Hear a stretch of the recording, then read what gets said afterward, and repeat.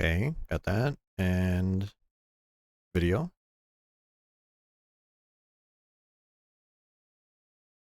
Okay, that was weird. So we're back now. Hello, hello. Sorry about that. I updated to Windows 11, and now everything's broken. Um, oh, look at that. I'm not even talking anymore. See, everything's broken. Why did I update? Why did I update? I know this is gonna be a nightmare. Change that. Whoa, there you go. Now I'm moving. I hate Windows. It worked pretty well. I gotta admit, it worked pretty well. I didn't. It wasn't that bad. I had Secure Boot turned on. I didn't have any issues. I was like, wow. And then, well, I got banned um, immediately after I updated.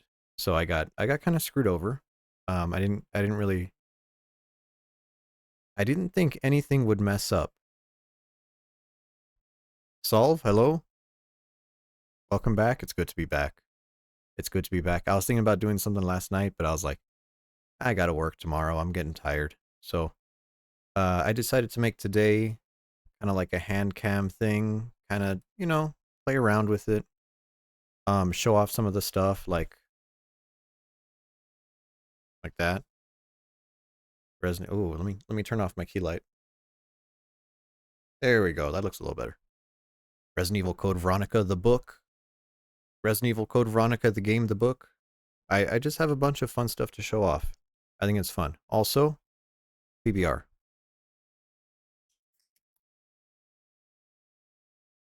Salute. Ah. Oh, that's good. So, um, I don't have music to put in the background. I don't really have anything. I'm just gonna start going off. I have a bunch of stuff that I took out, kind of laying around me. So what I'm showing off here. Did you know that Resident Evil made a book series? Yeah. Well, I know Resident Evil has a movie series, right? The movie adaptations are pretty popular. But they actually started with some books. Let me see what the year is on these, because it starts with this one, Resident Evil: The Umbrella Conspiracy. What's the date on this thing?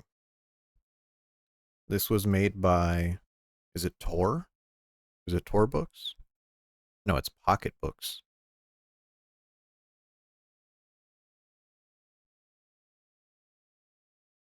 1998. Wow, wow, they were on that early. There you go. Copyright 1998 Capcom. First printing October 1998. So yeah, this is not a first printing.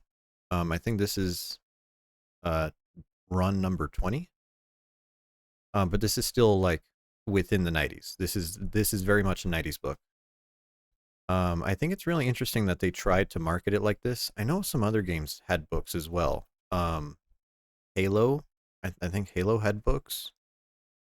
Um, Warhammer stuff that has books as well. Let me think. Was there a Call of Duty book? Hmm, there may have been. I'm not actually sure. So, but these parallel the games. These are just the games as a novel. This one is Resident Evil 1, right? It has the tyrant, it has a dog, generic zombie. Is that a spider? It's like a fish. It has a zombie fish on it.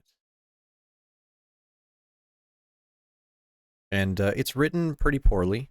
I mean, well, I don't want to say poorly. It's pulp, right? It's pulp. It's not anything special. I'll read part of the back cover here. Enter the world of survival horror. Raccoon City: a remote mountain community suddenly besieged by a rash of grisly murders. Ooh, there are Call of Duty books. Okay, I remember that. I remember my GameStop had like a shelf of those. It had the Halo books. I think there was also,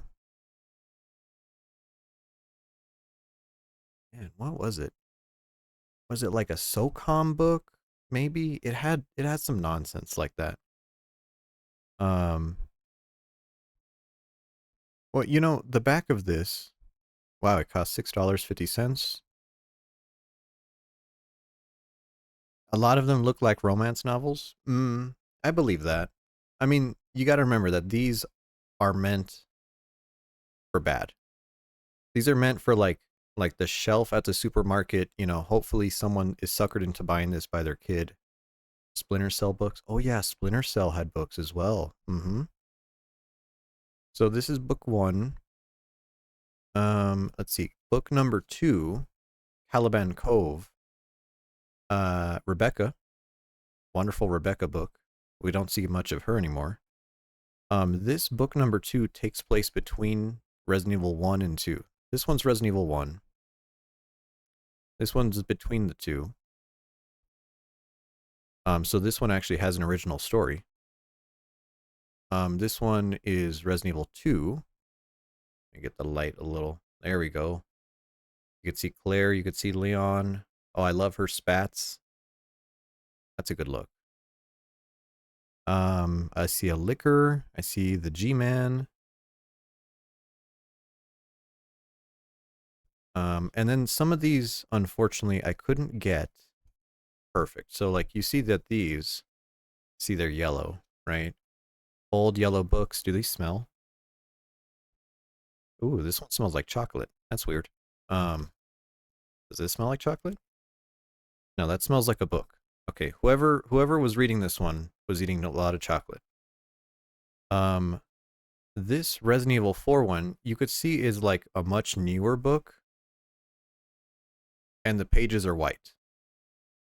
Is that coming? Yeah, that's coming across. And unfortunately, I thought this was an original copy, but this is a print on demand book, POD. So, it is the book. All the text is the same, but unfortunately, it's just like a modern cheap printing of it, which is, it's fine. You can't have everything. So that's what is this one? Underworld. Yeah, that's like a spy book. What's number 5? Here we go. Number 5. This one is Resident Evil 3. There we go. There's Nemi. There's a clock tower. Jill in her CG glory. And this one's a real one. Does this smell?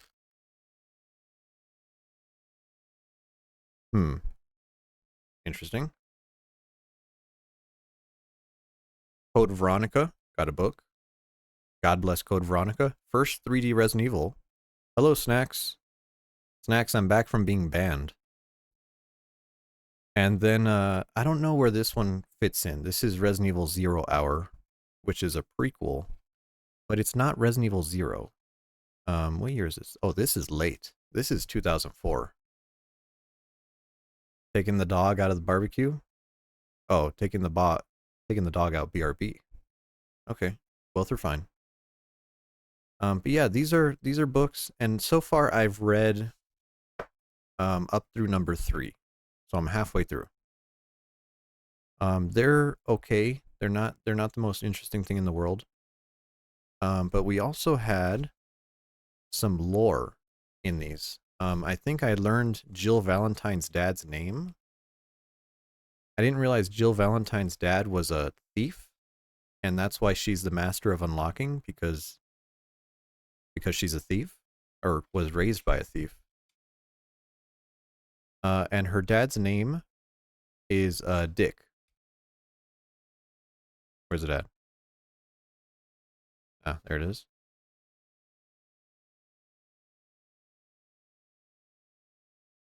Right there. Taking it because of Dick. Yeah, so Dick Valentine was her father. Interesting. I didn't realize that. Um, they're okay. They're okay as far as science fiction pulp goes. So let me put these to the side.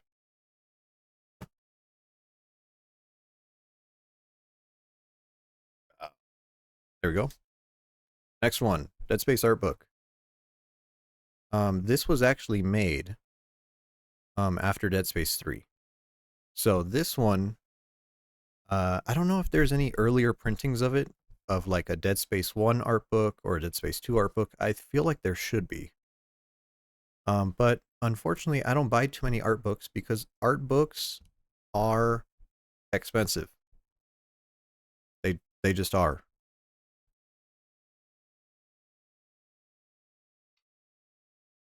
There's the inside cover. Maybe you can make it out. It's stamped Dead Space, all black though. Oh, there we go. There you go. It's pretty nice. Taking off the sleeve. Ow. So that's like Dead Space 2 inspired. I know Dead Space 2 had a lot of Rorschach in its marketing. And I gotta say, during this book, it has some from throughout the series, but a lot of it is Dead Space 3, which is good. You know, it's fine. When I got my second tattoo, I got a Dead Space tattoo on my leg. My tattoo artist actually had this. I gave it to him as a reference, and he was like, "Wow, you actually have a reference. That's cool. Makes it easy for him." So these are a little bit glossy, but it looks good on stream, right? Here's Dead Space 2. I think this is the Dead Space 2 key art. Um, Dead Space 3, Alien City. Okay, there you go. Introduction. God knows we're not reading all of that. More Dead Space 2 art. Isaac and the Sprawl. Okay. Now, one of the fun things to look at is kind of the early concepts. When we played Bioshock, Bioshock actually had that really nice museum at the end that showed a bunch of in-game concept art. Usually you have to get a book like this. I tried looking for my Ace Combat 30th anniversary book. No, Ace Combat 25th anniversary book. Because I put it away when I was moving. And I couldn't find it, unfortunately. I can't find it. Cool sketches on the left. Well, it's... Yeah, yeah, so you kind of see like some of the earlier inspired stuff. I do like it. Right? It looks more generic combat armor. Okay, let's keep going. But I think they went with the skeletal suits. Here's some really nice suit references. Right? Like, in the first game, this is the level 5 suit. But you don't really get to see all the ribs on it. Ribbed for her pleasure. You don't really get to see all of that. Because it's really dark in the game. And it's kind of brown on brown. You don't really make it out.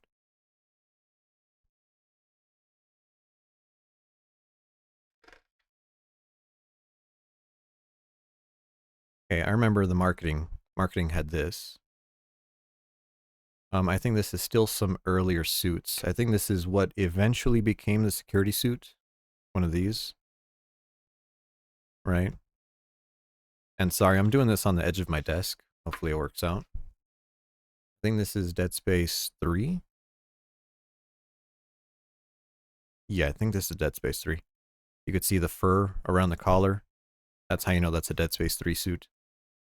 Which I do like. I think Dead Space 3 had the potential to be my favorite game, but, you know, because of budget cuts and studio meddling, we didn't really get that. Here's the Dead Space 3 Arctic Survival suit. And it would make sense that, you know, you're on an alien planet, not in space, but it's still cold as fucking hell. So it makes sense that you would have basically a coverall that is a spacesuit. I really like it. And then here's the down here, this is the Sovereign Colonies. Whoops. Let me move the mic. There you go. There's the Sovereign Colonies Armed Forces suit. Kind of a military suit. A little bit of like 80s Soviet armor inspired.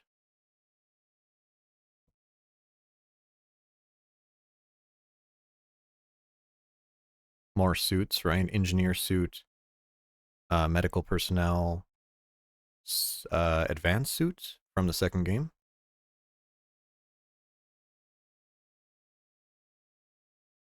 That's the suit kiosk from the third game. You know, I wasn't a fan of that too much.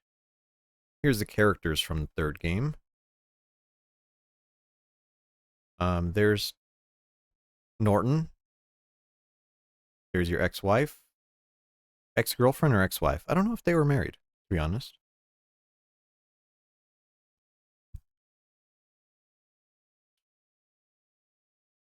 Just generic dudes. What's his name? Bucky? I think that's Bucky. I don't know who this is supposed to be. Looks like Krauser almost. And then here's the Sovereign Colonies Armed Forces suit. Now this one looks really nice. That's like a bomb suit. Yeah, like a 1950s bomb suit. That's really nice. Welcome back, Solve. Okay. The USG Ishimura. I love looking at Ishimura art because you could see in this one, right? There we go. You see how it looks like a spaceship, right? It doesn't look like too weird, but then eventually in development, then they decided to go with the ribcage design, right? And now it looks like a dead animal. And that's like really iconic. Like when you see that, you're like, oh, that's Dead Space. That's Ishimura. Right? So you see, here's an earlier concept. They almost had it, right?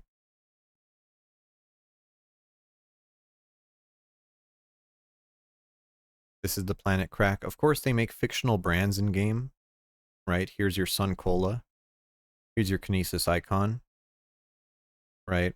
These are fine. I think there's even a penguin. We'll get to the penguin. The map of the ship. I don't think that's too interesting. We'll keep going. Bloody corridors. The black really isn't showing too well, unfortunately. The tools of Dead Space.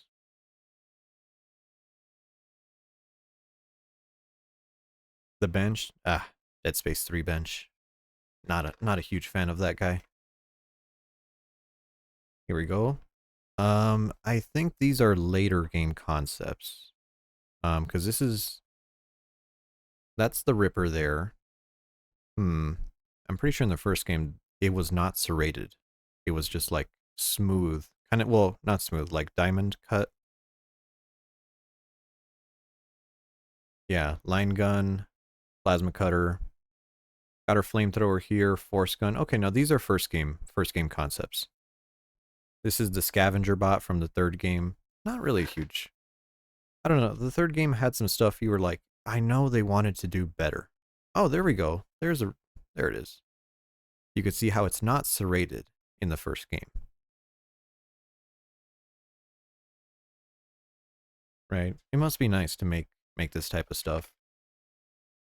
But I feel like it's really easy to fall into the mecha problem because there's a lot of artists who won't take commissions on mecha and military stuff because it's so detailed that it's like a huge pain in the ass. And I feel like that's where some of these designs ended up, where they were like, "Look, man, we're not modeling all that shit." Right? OG javelin gun, right? It still has the distinct front end, but the gas can in the back was made shorter for the game.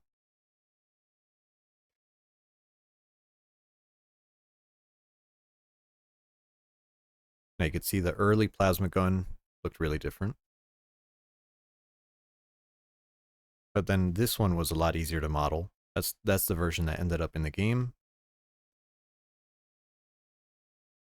All right, here's where they get weird. This is the weapon customization from Dead Space 3. So when you have a set weapon, it's really easy to design the whole thing. But when you have parts that you put together to make unique weapons, they just end up looking generic, right? So like this front end here will just color swap. If it's blue, it's the ice one. If it's red, it's the fire one. And you're like, well, that makes sense, but it's It's lost a little bit of its charm, hasn't it? I think this is the Tesla gun.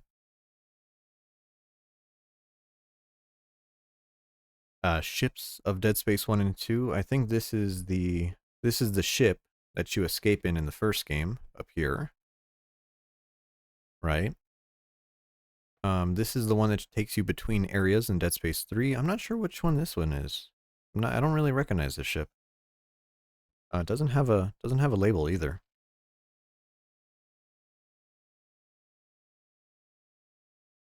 Dead Space 3. Wonderful. Weird that they modeled cars and stuff, but you only see a car explode in the base game. So you don't really get to see too much of it, you know, you see just a little bit.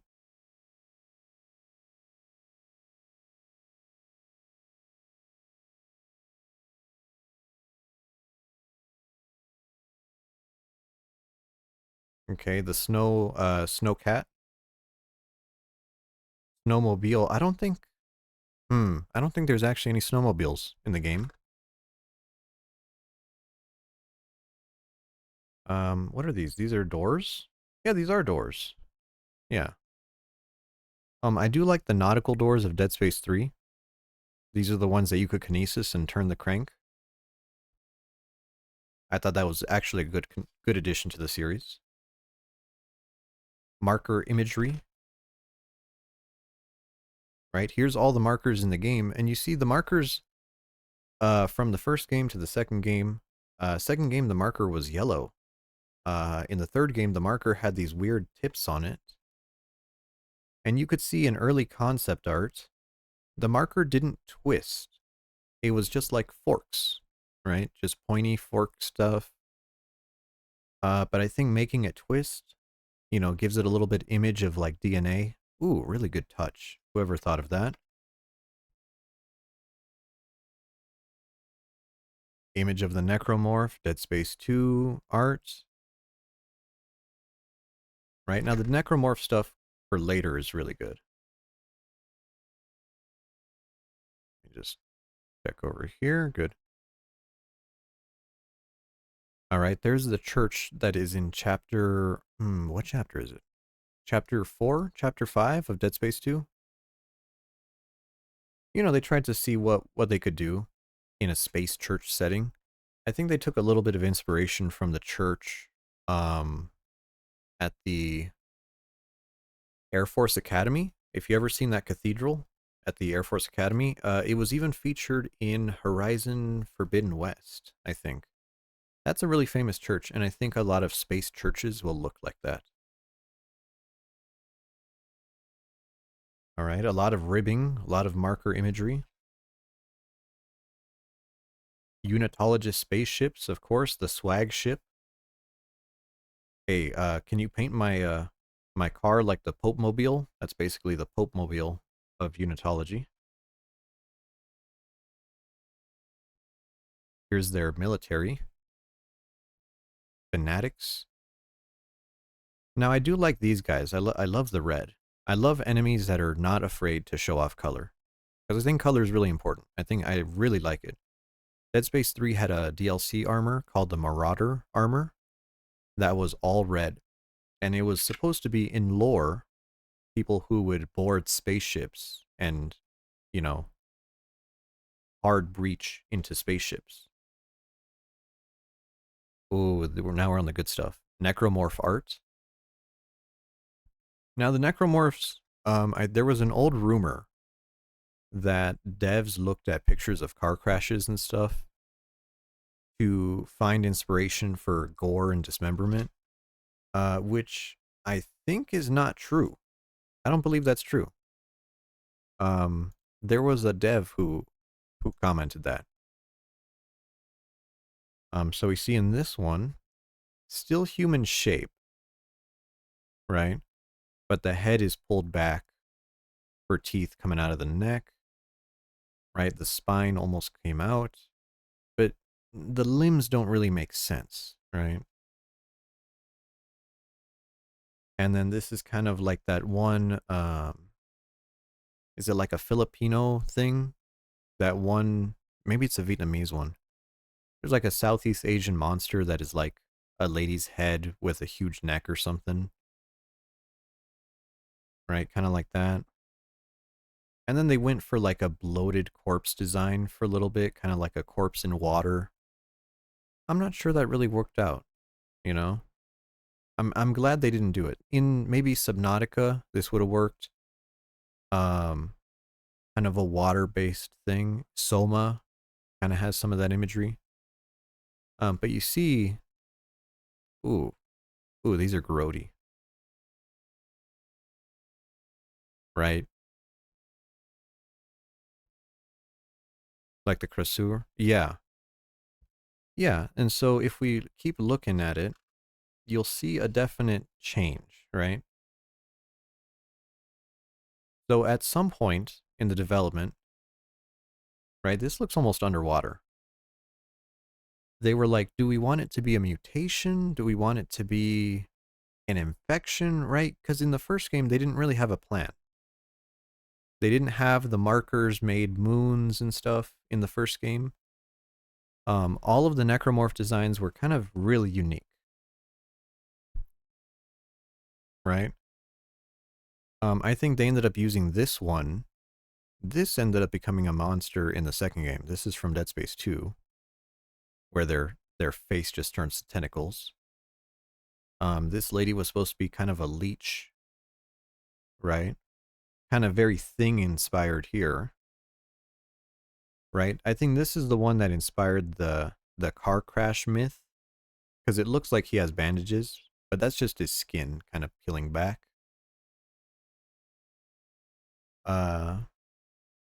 Yeah, this is lit. This is a great art. Okay. And then now we get on to designs that actually made it into the game, right? Um, let's see. Is there a female slasher? Because these are Dead Space 3, these two. I think this is the Dead Space 1 variant. No, I think they're both. I think these are both Dead Space 1 on the top here, right? And then it wasn't until Dead Space 2 that we started getting some like civilian clothed ones. Most of the ones in Dead Space 1 are naked. Ah, there we go. Some more Dead Space 2 art. I think that's the Brute. Is that what they're called? The Brute? There's the Tormentor. That's the boss you fight at the end of the church. And unfortunately, this guy is only a cutscene boss. You don't really fight him. Really, that's a shame. Oh, I love that art. Really love that one. Flesh on the skull peeled back. These are the guys that charge at you. This was an initial art of them. But unfortunately in the game, this exposed jagged bone didn't really translate that well, so it looks a little bit fleshier in the game. I don't know what the fuck these guys are. These are annoying. I hate these guys. There's the tripods. These are the guys that attack you first in the church, and then on the elevator on the way up to the power station. Oh, you also fight one as soon as you get your first suit. So that's interesting. And then, of course, Dead Space 3 monsters. A lot of the monsters of Dead Space 3 were based on aliens. So we got to see them take a little bit more liberties with some of them. Right? Here is concept art of the Hunter. Right? Now, the Hunter is the enemy that doesn't die. They regenerate their limbs. In Dead Space 1, very similar build, but he was just red. Okay? Dead Space 2, they made him thinner, and they made him look alien. And in Dead Space 2, they called him the Ubermorph. Wasn't really a fan of that. And then in Dead Space 3, they decided to make them carved with marker text, marker imagery all over them. And I love it. I love how it looks like a ritual has been performed on them. Ooh, really good.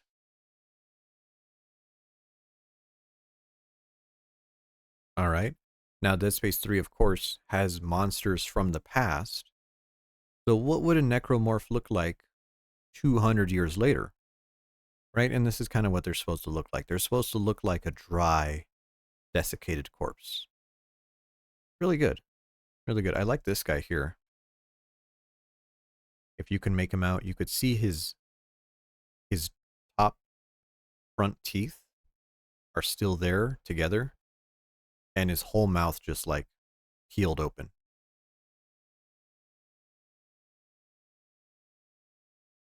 Okay, more art of the feeders and the slashers. Pretty typical. These are the ticks that replace the infectors in Dead Space 3. These are the generic polyp enemies. They don't really do anything in the game. New flesh. Oh, I love the fingers. Look at the fingers coming out of his mouth. That is some like Elden Ring stuff. Elden Ring should have an enemy like that. Fingers crawling out of your skin. Ooh.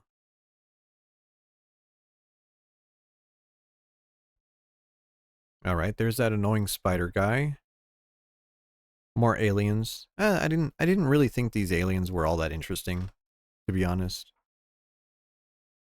Here's the alien brute, right? And they just have a big fucking gaping hole that just spits out babies.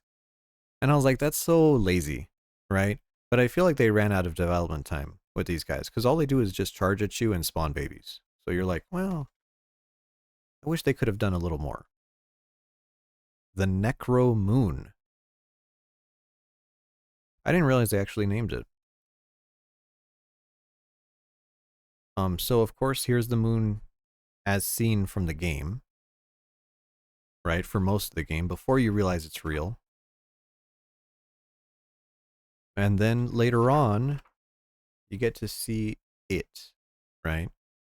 And now in this art, you could see it has kind of like a fluke mouth, kind of like a multi-pronged mouth. And you only get to see it for like a couple of seconds when you're cutting it open, right? Usually you just see this. You just see like a big butthole in space. Unfortunate.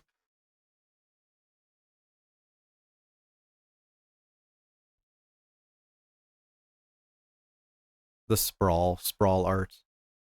I don't know. I don't think 3D environments are that great. The sprawl definitely has some nice stuff. Here's the laser section. And you're like, oh, that makes sense. But then, I don't know. I don't know. It doesn't... It's very convenient that they have a space laser there. Hospital from Dead Space 2.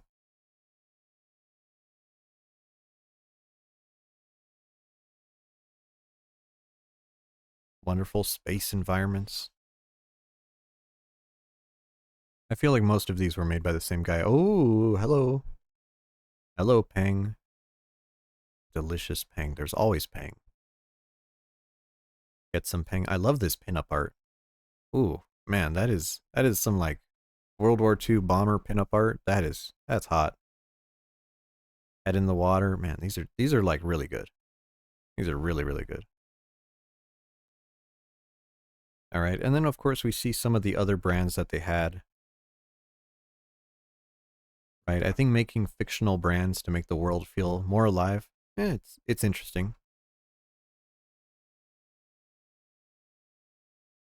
The nursery, government stuff, marker labs. I don't think the environments are all too interesting. I think the Ishimura was the best part. The moon, you're only on the moon for half a chapter, which is a real shame because it feels very lived in, right? The moon is actually like really grungy and dark and nice, but you just get out of it so quick.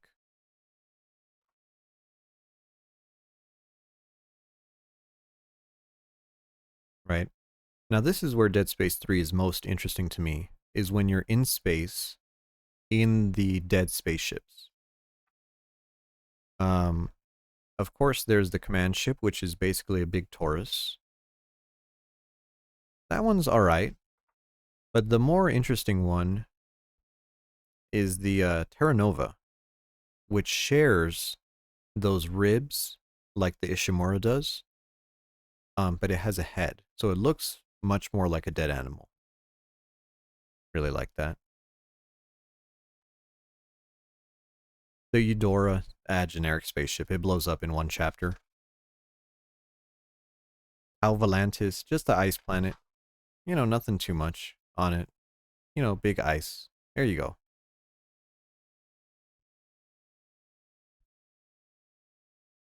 Ice tunnels, ice caves, ice factories. I don't know. I wonder if they wanted to go somewhere else in Dead Space 3.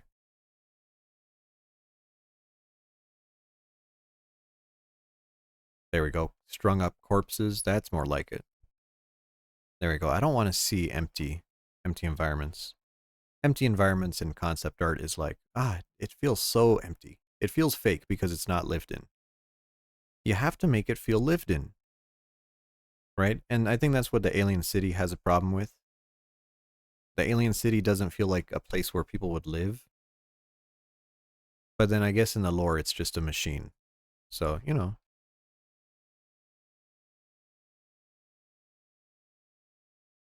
More Alien City. What's my next book? So we're almost done with this one. Riding the elevator down. That's good art.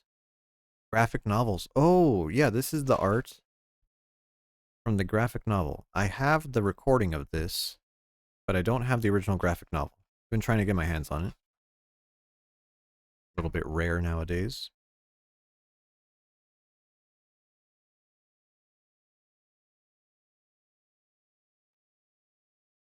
All right, there it is. Oh, look, that's exactly what I got tattooed.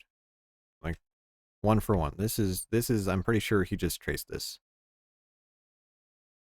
I mean, maybe that's selling it short, but that's still good. So let's look at the next book.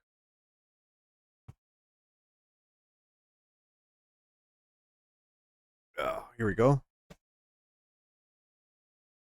Dark Souls 2. My favorite Dark Souls. Right? And this one's hardcover. And man, this one looks so much better than the game does. It's actually unreal. It's actually unreal how much better this looks in the game. Let me change my light. Hold on.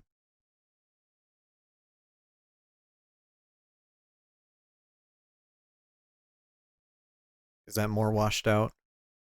Yeah, that's even more washed out.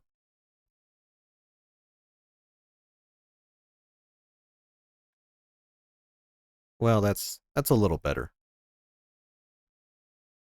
Yeah, because there's a lot of black in this, and it's very reflective. There's Drangleic.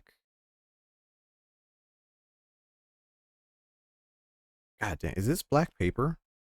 No, it's not. King Vendrick. And they went crazy. And you can't even make that out on camera. That's really bad.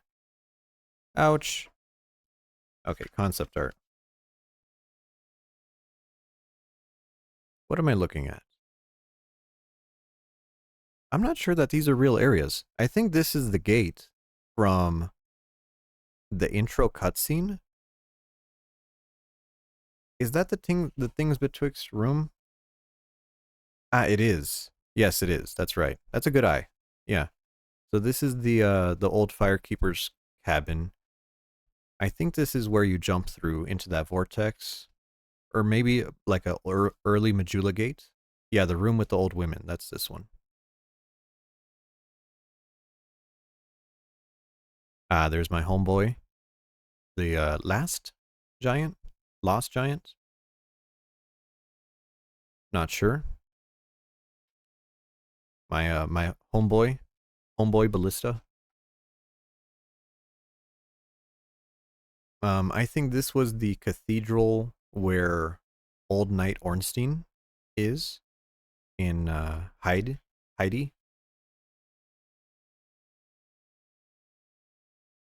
Hmm. Is this Brightstone Cove, Seldora? Maybe?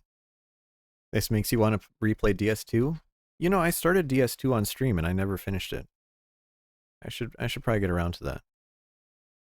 What are these? I think this is more Brightstone Cove Seldorasa, whatever it's called.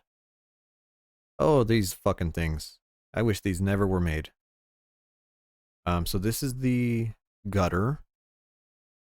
Yeah, whoever made this, I hope you have a bad day. Actually, does it have credit? No. Man. Shit. Yeah, both of these suck. The corrosion statues and the fucking poison statues. This is probably Castle Drangleic, right? Right near the Looking Glass Knight, because I recognize these twin blades. Okay. Is that the Mirror Knight? Ooh, that is the Mirror Knight. I guess they really wanted a lot more people in the fight. Yeah. Yeah, man, some of the concepts were just fucking great.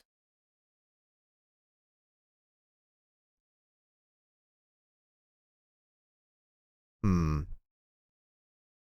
I'm not sure I recognize this. This is like some big cogwork area. Hmm. I'm not sure. I'm not sure. What does it say on the page? Oh, these are early Drangleic Castle. This is like never even made into the game. Let me get some more beer.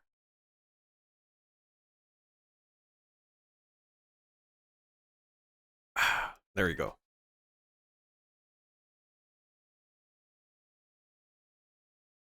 Shrine of Amana, a little bit of retransformation Nashandra. Um I think this is still Shrine of Amana, I think.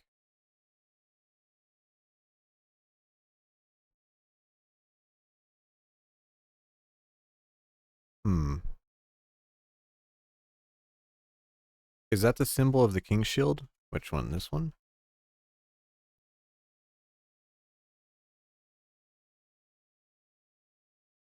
Yes. Yes, it's the King's Banner. Is that the one room, the one you find in the Shrine of Amana? Um,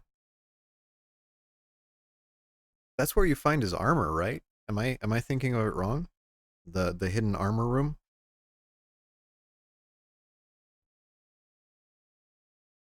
Undead Crypt? Or actually no, this is not Undead Crypt. This is Aldia's Keep. Yep. I recognize the wagons. Torture device 5000.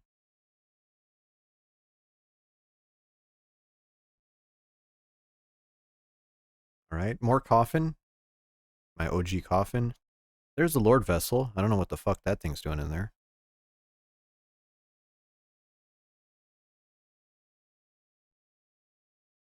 What the hell is this? Oh, this is the Throne of Want. Wow, I didn't realize they had such badass art for the area that you spend like 5 minutes in. I guess I see it now, right? I see the throne in the back, right? More throne. Hey, sit here. Sit right here. Thanks. Thanks, buddy. All right. Oh, the purse user. The last giant. Yeah, man. Fucking pursuer, and this one goes even harder than the regular one. Look at how thick he looks. Man, this guy is fucking jacked. Holy shit. Yeah, the pursuer in the game has like a really thin waist. This guy is fucking built like a barrel. I fuck with it. Oh, Dragon Rider? Dragon Rider looks cool. Twinned Twin Swordsman? I don't remember what this guy's called. Dragon Rider bow looks nice, yeah. Does it look like that in the game? I thought this connected in the game. Hmm.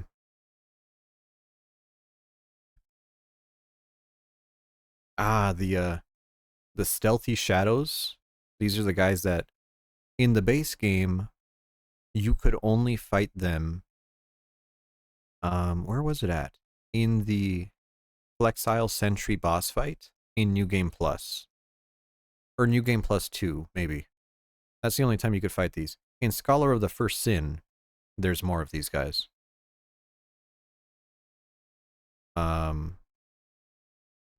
Whatever these guys are called. The twin guys. Oh, there's Lost Sinner. A little bit of bondage stuff. Gargoyles, no one cares about gargoyles.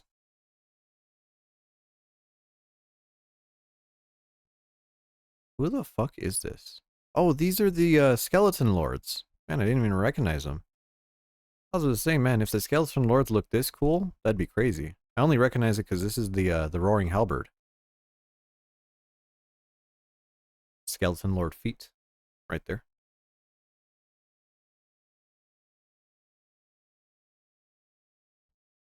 There we go. Chariot. Is that Covetous? Is that my homeboy Covetous Demon?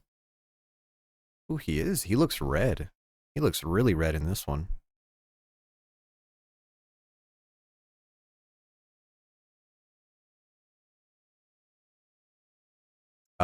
Mithra? Mithra, Baneful Queen? She doesn't look as green in this. I kind of like the albino snake look. I think that's a much better look than the green. Smelter Demon? Ooh, Smelter looks fucking great. Although I've never gotten over the face that, yeah, he has a butthole face. That's exactly what I was gonna say. You know, that's a butthole.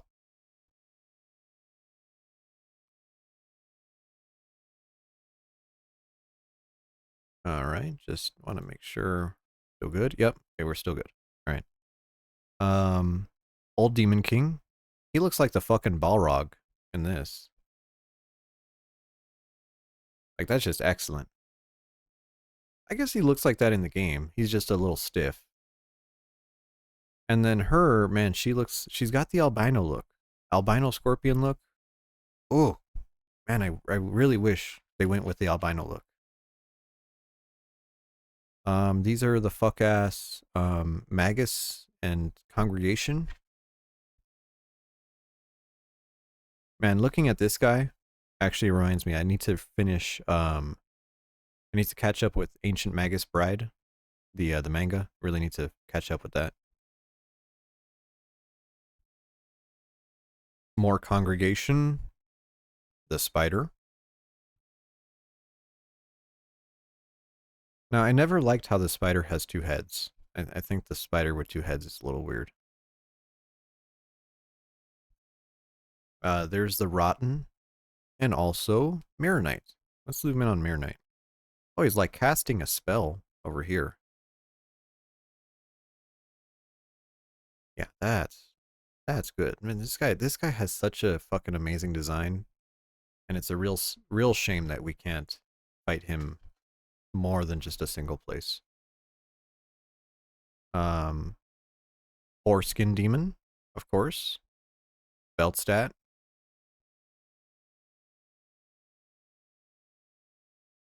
There's King Vendrick. And you asked about the shield earlier. There's his shield. Let's try to get it over here. There we go.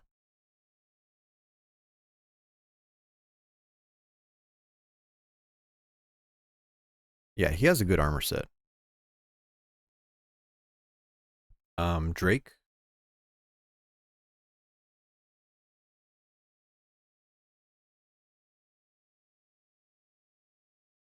Is this... Who is this? Ancient Dragon? Ancient Dragon looks kind of lit in this. And then fucking... Who the fuck is this? Is this Yorm? Oh no, this is, the hell's his name? Oh, it's just Giant Lord. I was thinking of Dark Souls 3. I was like, that's Yorm. Throne Watcher, Throne Defender. I always liked his scarf. His scarf looks so nice. Right? Like right off the shoulder. Right? But then, you know, Throne Watcher. Ooh. Ooh, white armor? I'm a slut for white armor. There is Nashandra, Natasha, whatever the fuck her name is. I don't like her design. I think it's overdone. The Eagler, or I'm sorry, the Falconer, the Ogres, just generic troopers. Ooh, oh, actually, Hyde Knight. They look so much more badass here. I guess they're nice in game too. They're just a little bit poorly rigged. The Turtle Knights, Royal Knights. This is actually my favorite armor set in the game. The not fucked up version of their armor. I love the white and gold on the skirt as the accent. Like it's just enough. Like just enough to set them apart. Old Knight. Salamanders, actually, salamander art. This one, they have a much more exaggerated uh, shark head. Although I guess they do have that in the game, don't they? Hmm.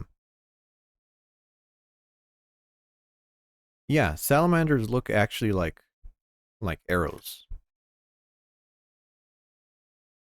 There's this dude, this fucking Sauron looking motherfucker. Like, what the fuck? Look at his spikes. Look at all that. And then these dudes that blow up, and then the jailers.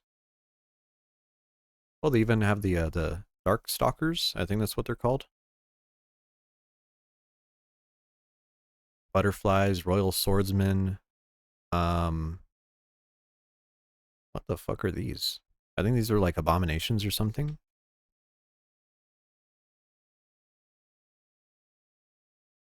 Rogues. Ooh, damn. I'm talking a lot. Hmm. More fat dudes. Mannequins.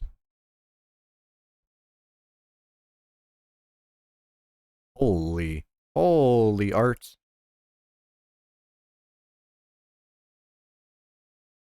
Holy mama. Jesus, they nerfed her for the game. This was the concept art? My fucking goodness, this was the concept art. Jesus. Feet?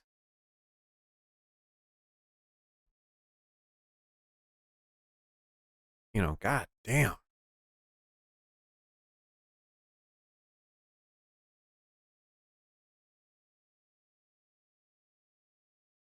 Alon Knight. Elite Alon Knight. And the Predators. From, I think these guys were,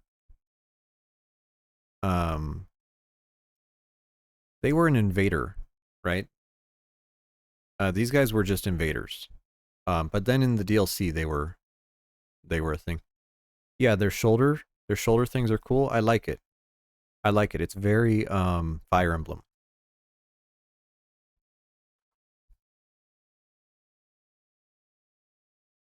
Here are these are the lion dudes.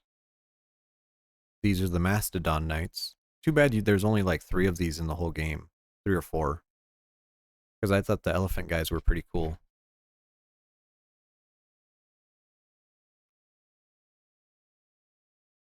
Grim Soldiers. I always loved this axe. This axe is so nice. And the anvil. The anvil flail. I wish we could have gotten the anvil flail. We do have an anvil on a stick, but we don't have the anvil flail.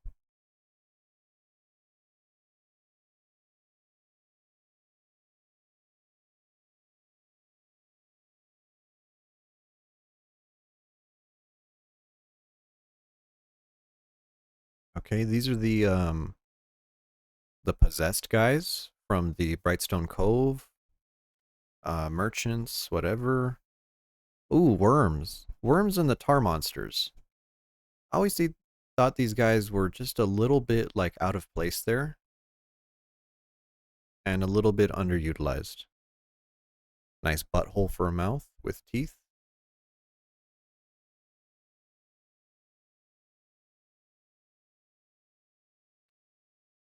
There's our Looking Glass Knight horse dudes. Only find them in that one area. A little bit of a shame. Shrine of Amana singers. Fuck these people. Shrine of Amana dukes. Hate these guys. The guys under the water. Fuck these guys too. Undead Crypt. These are the shield guys. Oh, I love the shield guys so much. All right, let me get a zoom in there. Oh, their armor goes so hard. I love the shoulders. Classic, man. Just classic.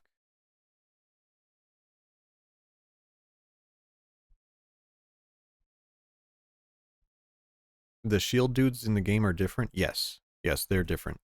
But they do drop that armor. Here is Dragon... Are these Dragon Riders? Or Dragon Knights? I don't remember what they're called. There's these guys. There's the giants with the fucked up shoulders. Here's the dragon. Oh, these are the Dragon Knights.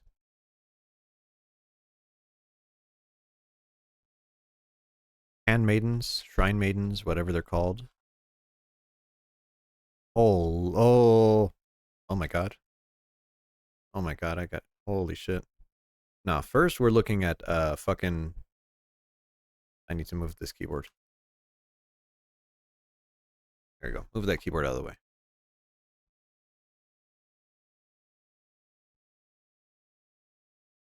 She is the best firekeeper. And then Sweet Shalakor. Ooh, look at how fluffy he is. She is? I think she's a woman.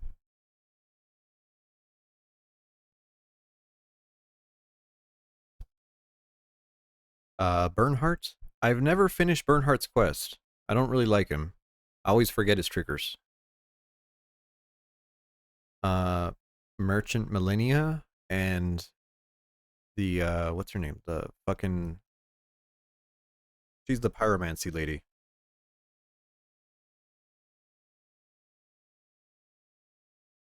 Ooh. Wow, he looks really different. That's the map guy. That's the scam religious lady. Yeah, the quack miracle lady. This is the blue sentinel dude. Yeah, he's fucking useless. He doesn't do jack shit. Lucatiel, I believe. Either Lucatiel or her brother, technically. Blacksmith. The dude, Strayed. Yeah, I remember Strayed. The bell guy. Fuck those guys. The Hexer dude. I like this guy. I really do. I love his hood. I like that his hood is a different fabric from the rest of his clothes. I I like the Harlequin look. I like it when it doesn't match. Creighton, my homeboy. My homeboy Creighton. Creighton was right. Creighton did nothing wrong. This is the Covenant guy. Here's the boob lady. Hold on.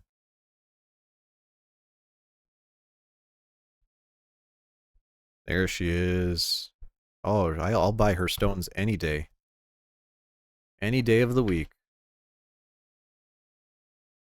Laddersmith. Whoever the fuck this is. Oh, this is the merchant in the Iron Keep. Yeah, I remember him. Headless dude. Scorpion dude. You need the ring to talk to him. Weakness. Right leg. Weakness. Left leg. That's that guy. Who the fuck are these?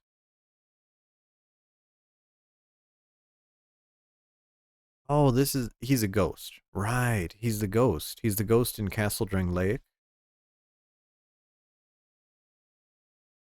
Oh shit, who is this?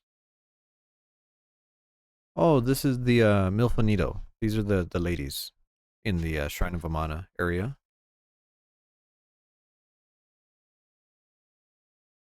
I don't recognize this dude. Oh, this is Navlan. Interesting.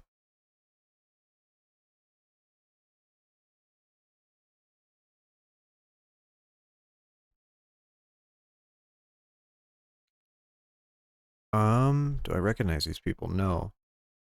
Oh, this is the Drang Lake Knight? Oh, this is the captain. He's only in the memories. That's why.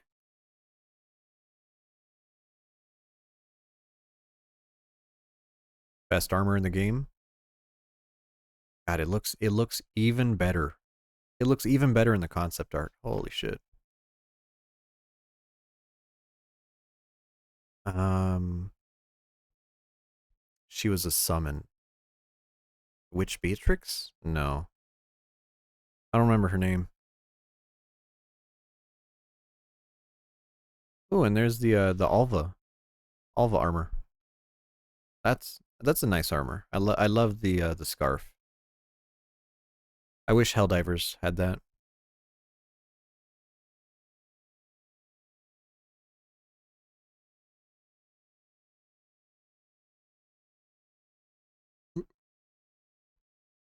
Oh, these are DLC illustrations. Okay, so this is from the first DLC. Poison guys, corrosive bugs. If somehow they managed to make poison statues, fucking worse. Like Jesus Christ.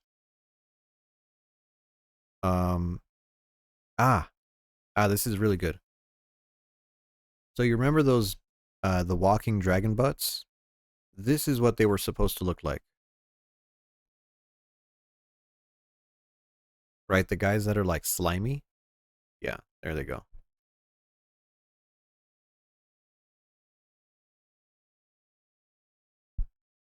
This boss, the one that summons the fucking other boss.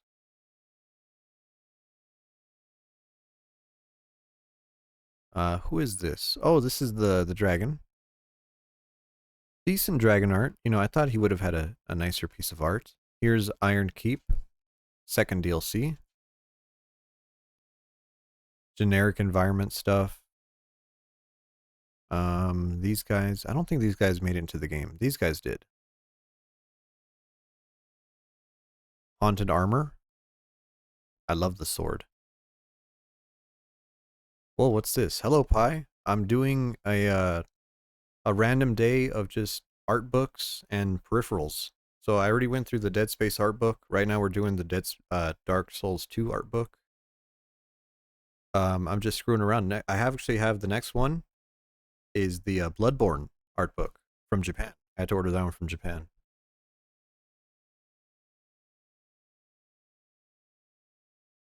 I'm also drinking a beer.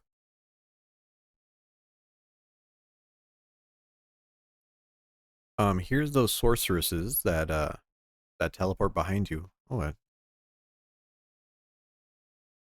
love that smoky hair. That's a really cute design.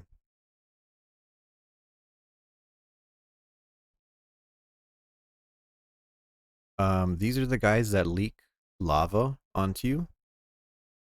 Double horns on the shoulders. There's my homeboy, Thuralon. Ooh, he looks so much more Eastern in this compared to the base game. Let's see if this turns out well. There we go.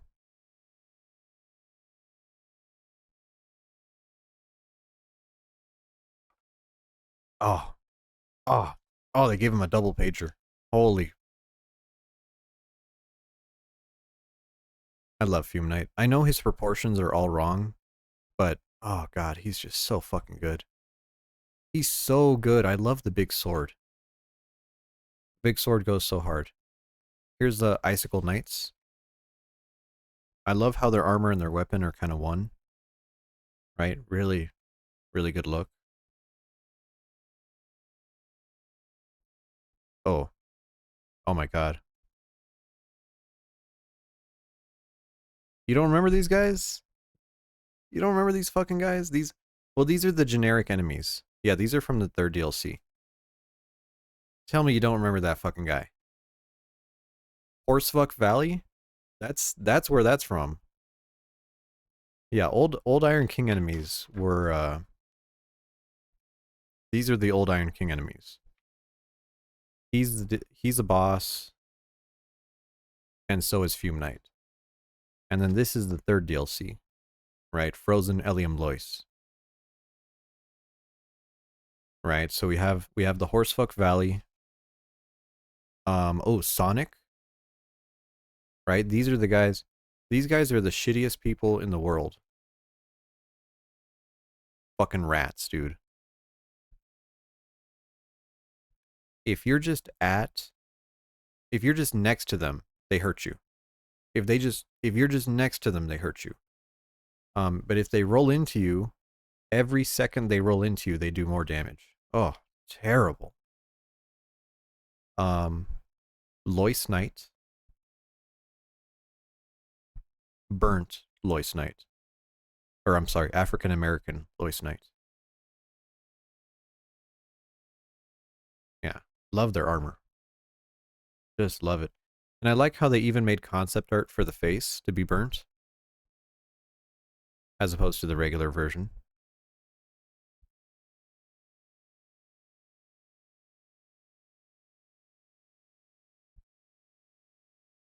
The Giga Chad himself, old Ivory King. No, no, you can't destroy the chaos. Watch me. And then he went in by himself. What a Chad. There's the crowns. Sunken Crown. Iron Crown. Ivory Crown, okay. Is that it? Oh, I guess that, well, this is the lightsaber. This is the lightsaber from the third DLC. Um, Heavy bow. I think this is from, is it from the second or the third DLC? I don't remember. You went with one? Jesus Christ. Yeah, I really don't like the DLC in second playthroughs because they're very, very, very um hard to do. Andy, hello, rewind the stream. Oh, dude. Well, you're here for the best part because Bloodborne is next. We're doing Bloodborne next. Bell Helmet. So actually, this is from the third DLC. This is from the third DLC. This is from the third DLC. You know what? Actually, the Puzzling Stone Sword is from the first. So I don't know which one this malformed head bow is from. Let's see. This is the hardest weapon to get in the entire game. The curved sword. This curved sword you can only get by killing and getting the souls of 50 Lois Knights and turning them in. So you have to grind the bejesus out of that boss fight to get all the Lois Knight souls. But if you do, it's a curved sword, and the heavy attack is a projectile that heals. So it's like a really fun co-op weapon. Here's the curved Nil Great Sword. This is the one that gets more damage the further you get into the game. The Sanctum Shield. This is the one that is like, this can cast anything, if I remember right. Been a long time. Bone Fist. This is the one that lets you do karate and drop kicks and all kinds of fun stuff. Is this the one with the Hadouken? Yeah. Oh, they only drop one soul for every 20 kills. Here's the thing. You're supposed to do co-op. If you are a summon, the drop rate is really good. But if you do it solo, oh, the grind. The grind is miserable. Let's see here. Pharaoh's Mask. This is the mask that makes you wet.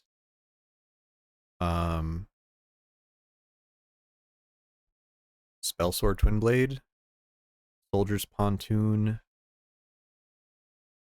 Sanctum Shield. This is the one that raised your stats.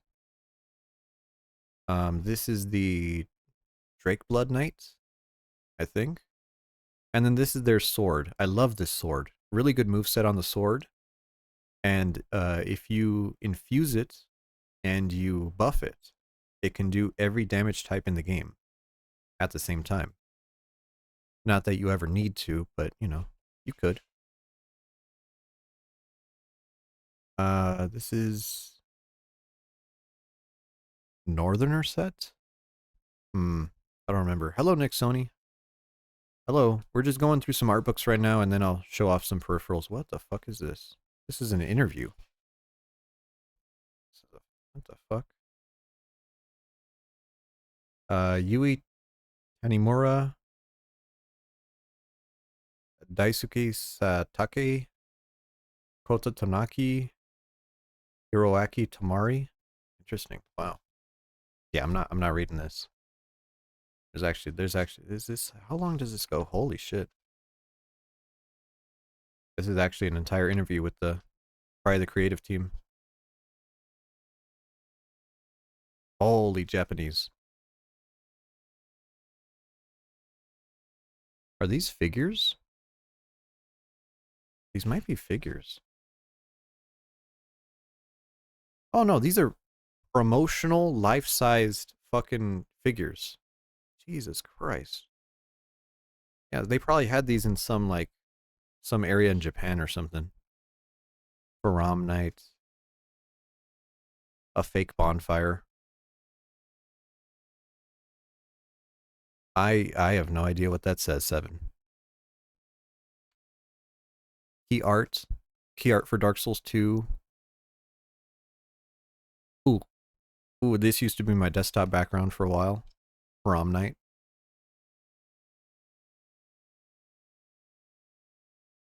You only use that set? It's a good set. Actually, Dark Souls 2 has some really sexy looking sets. More Faram Knight. More Faram Knight. Sunken Crown. Iron Crown. Ivory Crown. Ooh, it's a map. What the fuck? There's even a map. Holy shit. This is like fucking Skyrim. This is like the Skyrim map.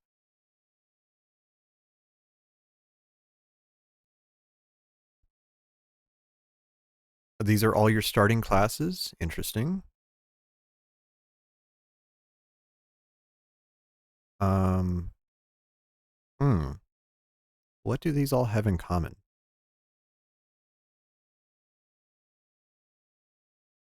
I'm not sure. I think these are just like a splattering of weapons. I don't know what makes these all unique. And then concept art, visual captions. He said three-dimensional object. That's what it translates to. Wow. Okay, so here's the Dark Souls 2 book. And of course, they put my fucking favorite Hume Knight on the cover there. Let me get the Bloodborne one.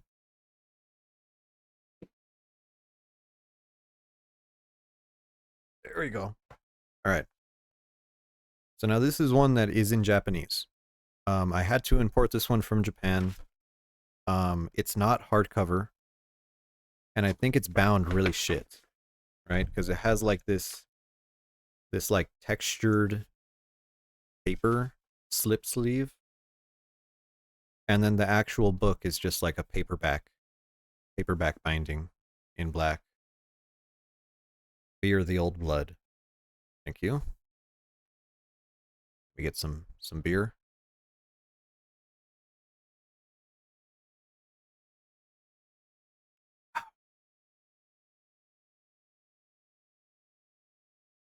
No, I don't want to crease this one. I don't want to crease. I know it's not in good shape either. Ah, right. It's okay. Let's crease it.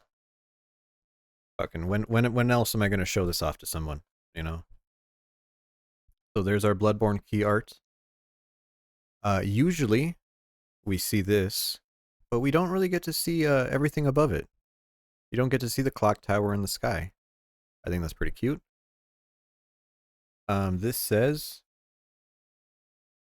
"Seek pale blood to transcend the hunt." Says it vertically, and I'm sure it says the same thing, but just in Japanese. Greasy? Is it greasy? The pages are just creased. This is not in the best shape, unfortunately. And also, I'm not sure if the black is translating well to camera. There's a fucking badass close-up portrait with the saw cleaver. This is all in Japanese. Is this copyright stuff? It's what the intro guy says. Oh yes, pale blood. Is this table of contents shown as a map? Interesting. Yarnum skyline. That's getting washed out. I have the light pointed at the ceiling, but man, it is not diffusing enough. I need a fucking silk curtain or something. Okay, a tree and a moon. Sure, that's everywhere in the game. Oh, there we go.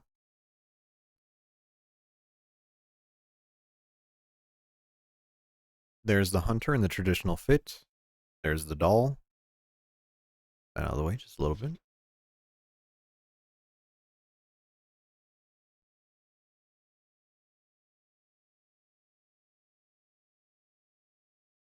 Man in the wheelchair. Actually, I don't know who this is.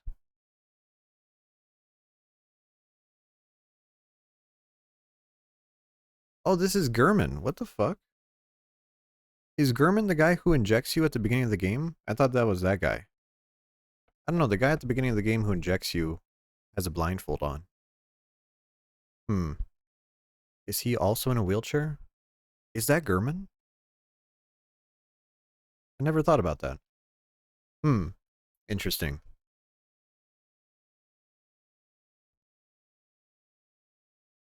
Nice skyline. I wish I know what that said. I'm not even gonna try to read that. We're just gonna move on.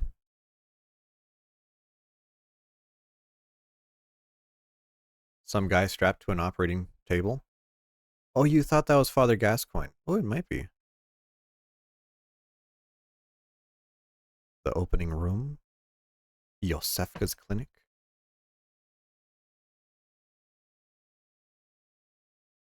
Yeah, I don't know if it's Father Gascoigne because he has a little bit of a different hat.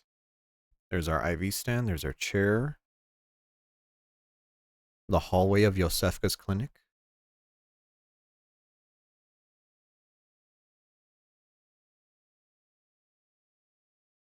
What is this called? Actually, it does have some English captions. It's not called a werewolf. It's called a scourge beast. Looks a lot more emaciated than I remember. Okay. It even has references for the front and the back, in case you're a furry. Look at that. Wow. Those are some big-ass claws. Holy shit. And then, default armor.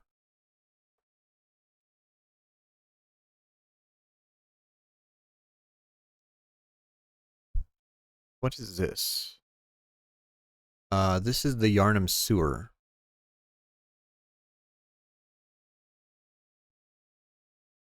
More Yarnum Sewer. Crows. Dogs. Not sure what that is supposed to be. Oh, that's the, infected. Large huntsman. Oh, they look very different in the game. I guess because in the game they stand up a lot more. Okay, there's the bonfire in the street. Horse in the carriage. Executioner guy. And our generic huntsman and troll. I think they're called trolls.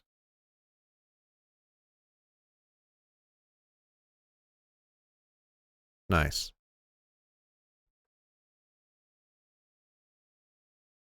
So there's a funny story about this. My tattoo on my back, was meant to be a Bloodborne tattoo. But the guy I go to, he doesn't like it when you give him references. So I ended up getting like a satanic looking tattoo on my back. It's kind of weird. Kind of a funny story. Um, these are just some environmental places. Oh, here we go. Here's the crow. Here's Eileen. Okay, so let's finish off Yarnum Hunter. Okay, they're a lot thinner in this version. I like the tricorn hat. There's my favorite MILF in the game, Eileen the Crow. And some concept art of her without her feathers. Interesting.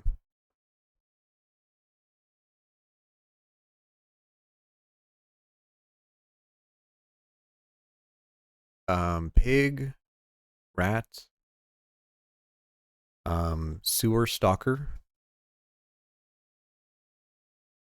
cleric beast. We get nice art of him. Oh, look at that. Yeah, that looks exactly like he does in the game. That is great. I guess I don't know if this is concept art or if this is like actual keyed art that they used to model.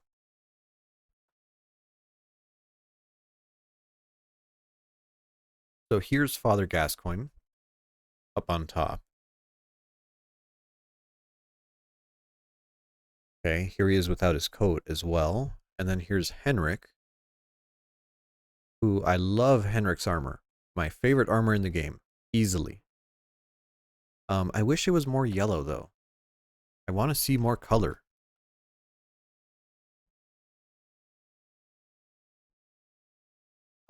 Old Yarnum, or is this the church district? Not sure.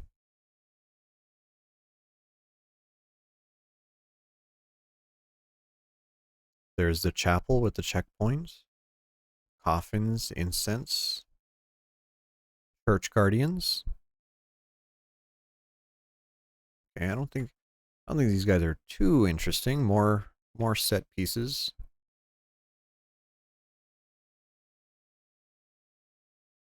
I do like some of that. Graveyard. Hmm.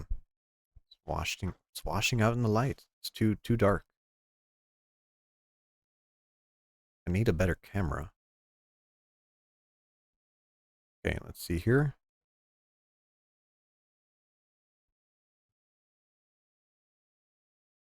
My homeboy Alfred, Conehead.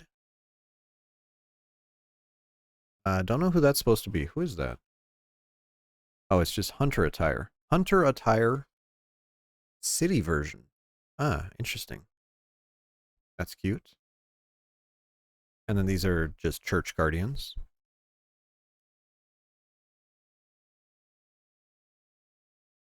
More shots of the church. Man, Bloodborne is really just like a bunch of cathedrals, isn't it? And then more church guardians, scythe version, chicken foot version.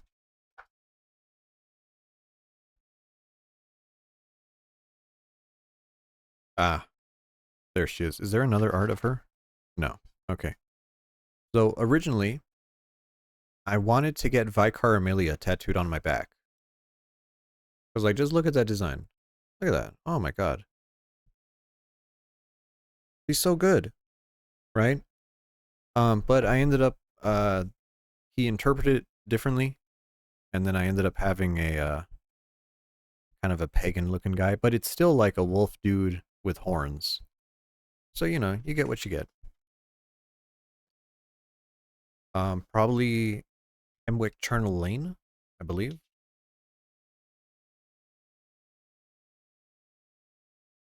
Oh no, more church stuff. I'm sorry. So here's the choir set. Here's the what are these guys called, actually? Celestial Child. Well, these are the baby Ebrietus.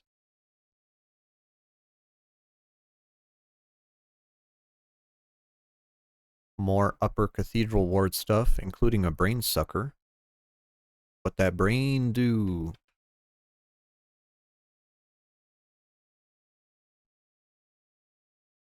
Celestials, right? Including the ones with the big hair. There we go. Look at those long fingers. Oh yeah, that's weird.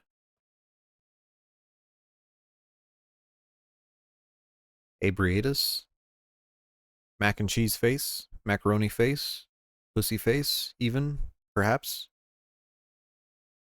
Would you? I don't know. Probably not.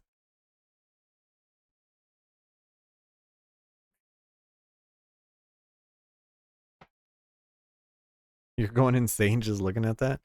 It's really good that they did it the way they did. I do like her design. I think she has a beautiful design.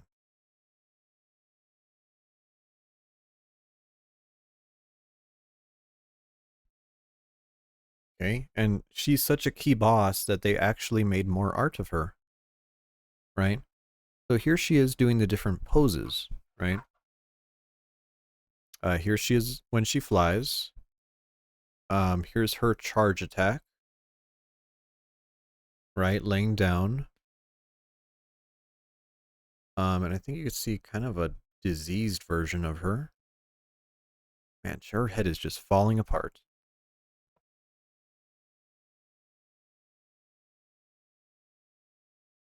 What is this? More Yarnum? This looks like just more Yarnum. Actually, I see the broken fence. That's just old Yarnum.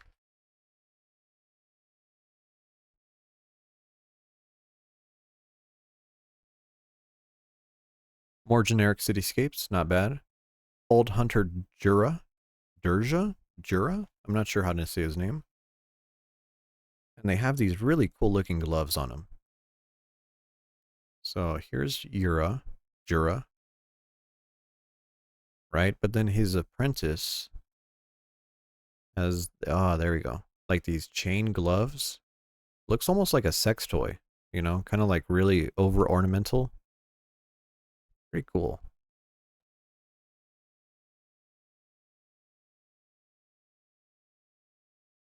More beasts. Generic beasts.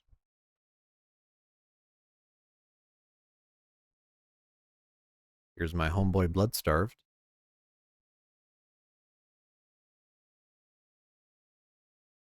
Really good.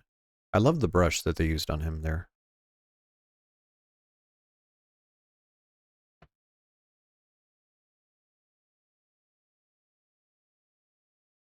What is this? These are the outskirts. Of course, spike dogs.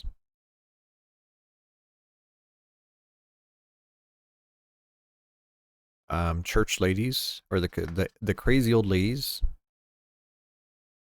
Um, yeah, witches of Hemwick. Where are the witches though? Oh, there they are. There we go. Now the witches, I don't think the witches are very interesting, right? Just a generic witch covered in barnacles. But their summons,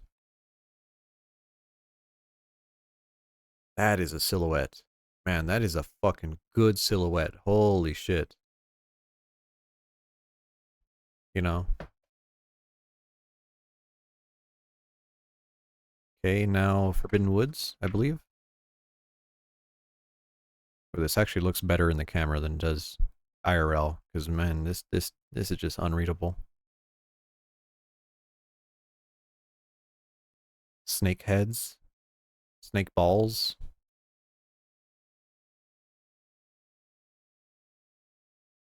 Kind of just a lot going on in these. Not a huge fan of them. Yeah, they're not fun at all. Right? Classic windmill, mill green.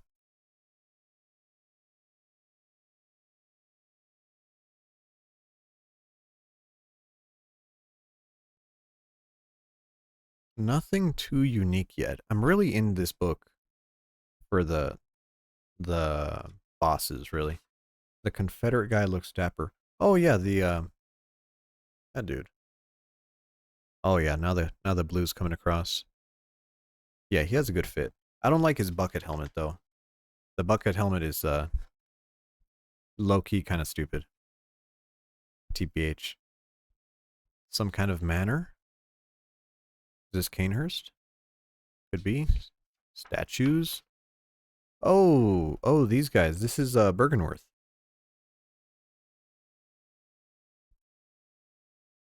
So there's the fly enemies.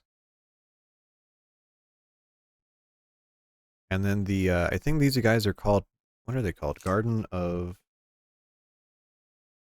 ah, man, it's fucking black on white text. Fluorescent flower. That's what these guys are called. In the game, I think there's only one. I think there's only one of these guys in the entire game. But you can find them in dungeons. There's patches.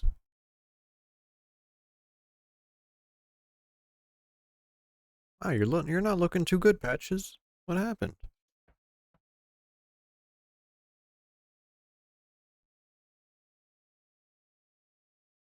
More lecture hall.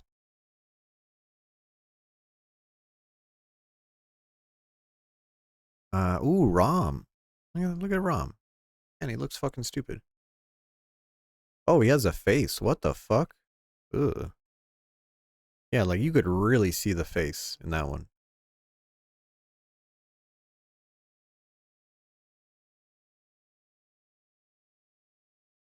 Okay, now it's Yarnum? Or no, Yarnum? Yargul? Yargul. Or maybe Castle Canehurst. I don't know what order this is in. Yeah, this is I don't know. I don't know. This might be Yargul, because these are the bag snatchers.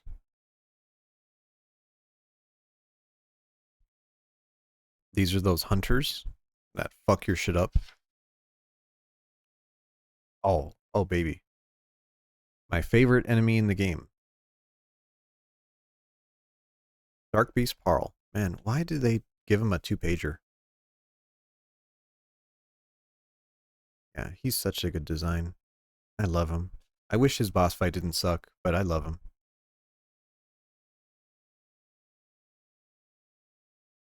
Themerian bell ringer. Those stupid ladies. Coffin dudes. You know, I hate to say it about these arts. Anytime I see an art that is like a cathedral, I'm like, man, these all kind of look the same, to be honest. I don't even know what this is. Oh, this is the one reborn, right? Um, he just looks like a fucking abortion. Like he just looks like a mess. Yeah, like look at these. Here's more cathedrals. You're like, wow, these look like cathedrals. You know, maybe they just don't come across too well in print. In the game, they come across a little bit better. I think this is the nightmare. Oh yeah, look at that. So we have the little dudes, right? And then we have the guys that throw the rocks outside, and they look kind of stupid. Zero neck. And then we have the fatties. Fuck the rock guys. Yeah, they kind of suck. All right, and it's like, what are we really looking at here? Like, this is like a chandelier. This is like an interior. You know, I don't know. Some of the places. Oh, it's Mikolash. Does Mikolash have a face? He does not. Mikolash does not have a face in the concept art. He's just a gray figure. They didn't want to give him a face, I guess.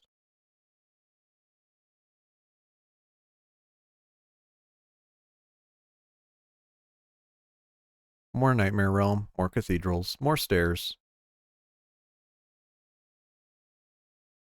There is Wet Nurse.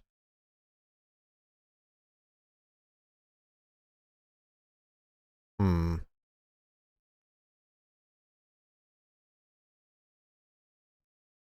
And what is this? Nightmare Frontier, maybe? Perhaps? Yeah, Nightmare Frontier. Okay, so the squids. Just the big squid guys. Don't really do anything else. There's Amygdala. Amygdala has this really nice flesh effect on her head. Oh yeah. Oh, is that an eyeball? Holy shit. Kind of grody. I love how it's furry too. I think the hair makes it scarier. More Amygdala art. Ooh, oh shit. Look at the eyes popping out of there. Come on, get a little closer. There we go. Ooh. Oh, my eyes are coming out. Ah. More cathedrals. Bloodsuckers. Oh shit. So now this is Canehurst. You're going crazy, Snacks. I don't know. I don't know how I feel about this art book. Like this art book feels, what's the word? I wish it had more concept stuff instead of like, these are all very finished designs. I want concept art. I want like unfinished sketches, you know? Because this is all like very, very how it comes out in the game. You know, like sure these are like reference, but it's not like I don't know. I want to see progression. I want to see like stuff that I shouldn't be seeing. There's this guy. I hate this guy. Canehurst. Crow of Canehurst.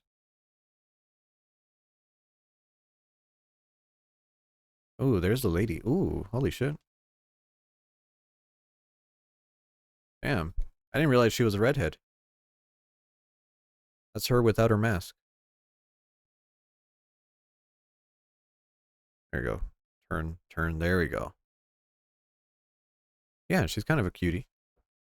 Kind of a cutie in a noble way, you know? Is this back to the dream? Ah, Key Art of Gurman.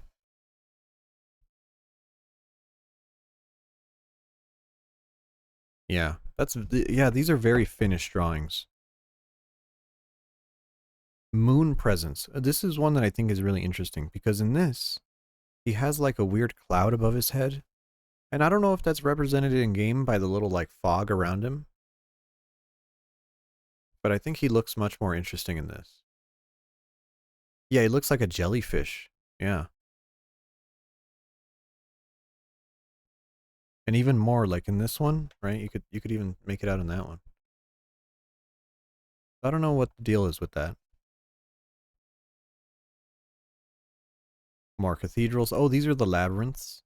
I don't think the labyrinths are very interesting. But they do have some unique mobs. Like that pyromancer demon guy. He's pretty cool. Scorpions.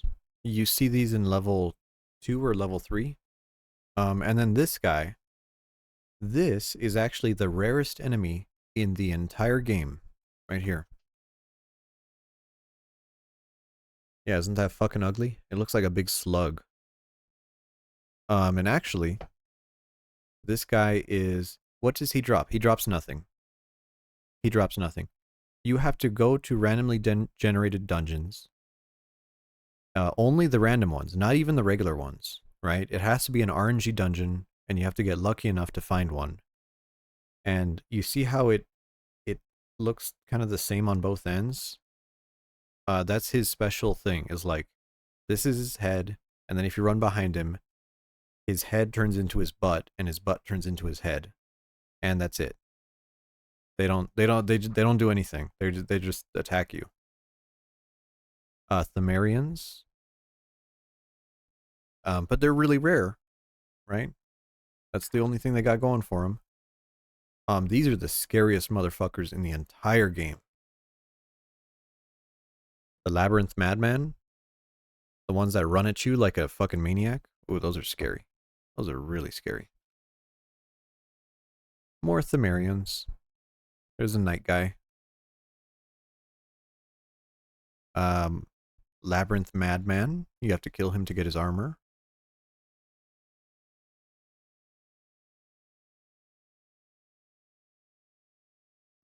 Pretty generic stuff. Waiting for... Ooh. Well, that's actually cute. That's the Bone Ash armor.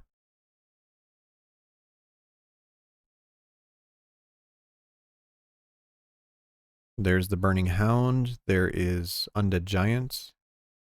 I don't know what the fuck that is. Undead Beast. Oh, Bloodletting Beast. There it is. Themarian. Fuck these guys. And then the Queen.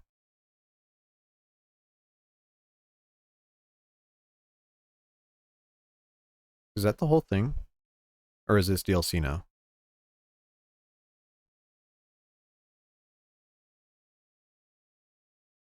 No, these are DLC. Okay, no, it does have the DLC as well. So Church Giants. Horseman. Lawrence? There he is. I don't like how they split the image on 2 pages. Like it doesn't feel right for this. lecture hall, or not the lecture hall.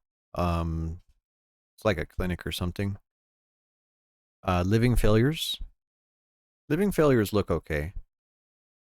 Look a little deflated there.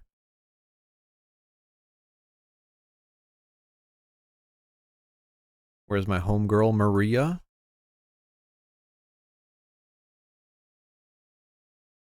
Turn that. There we go.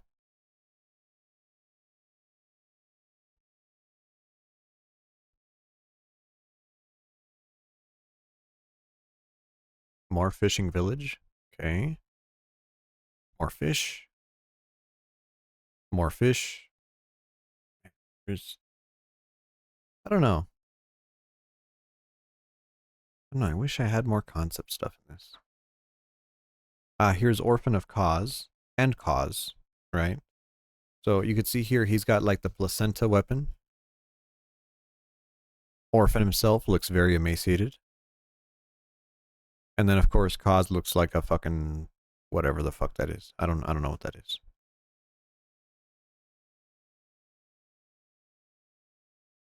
There is the crazy guy who's in the dungeon, the executioner, the blood-starved guy. Here's the weapons. Man, unfortunate that these are all like final concepts. I want to see concept art. Saw cleaver. Blunderbuss pistols. Break action, by the way. Saw spear, tonitrus. Rifle spear.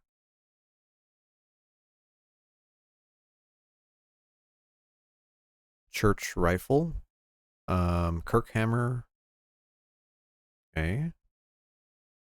Wheel. Ooh, the wheel actually looks fucking fire. Holy shit. It's got the spirits on it. That's good. That's a good look. Holy shit. Is that a Berserk reference? In my Dark Souls? Perhaps. Gurman's Blade. Chikage. DLC weapons, the boom hammer. The lollipop. The blood letter. Okay. The cost parasite. Yeah, I'm a little bit disappointed. Oh, it has all the icon. It has all the icon art. And does it have the stuff that's not in the game?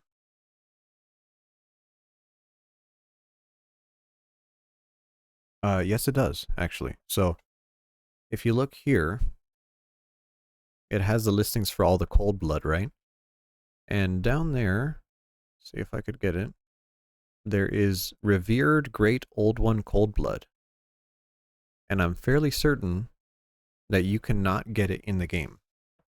It's in the game, it exists, but it just doesn't spawn anywhere. These are just chalices, okay, badges, whatever. Trophy images, not sure how I feel about that.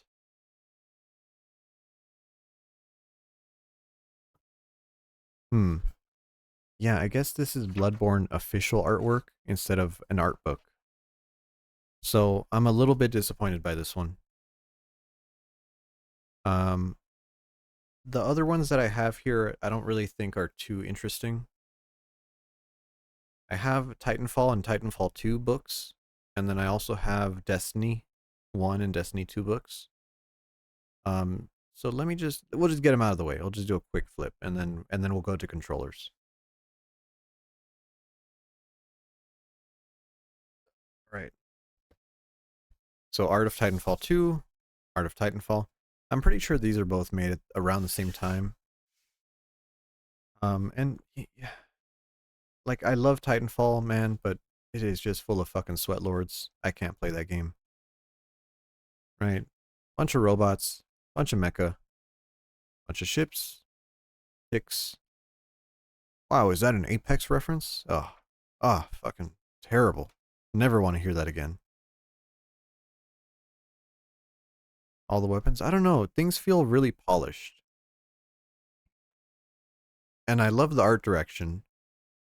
but because Apex exists, I hate the series now. You know? And then you go back to play Titanfall 2 and there's just it's done. There's no longevity in that game anymore. So there's a Titanfall art book. Well, let's go to the first game. Does the first game have more interesting art? I don't believe so. I really don't think so. Yeah, just a bunch of ships. More ships. Is that a ship? Wow, you'll never guess what that is. It's another ship. Hours, cityscapes. I mean, this would be good if you're doing like concept drawings of like a futuristic city. But man, just since the game didn't have a campaign, there really isn't much to it.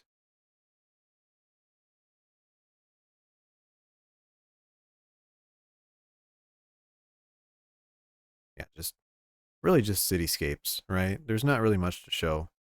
And then since the Titans in this one are customizable, they all look kind of the same.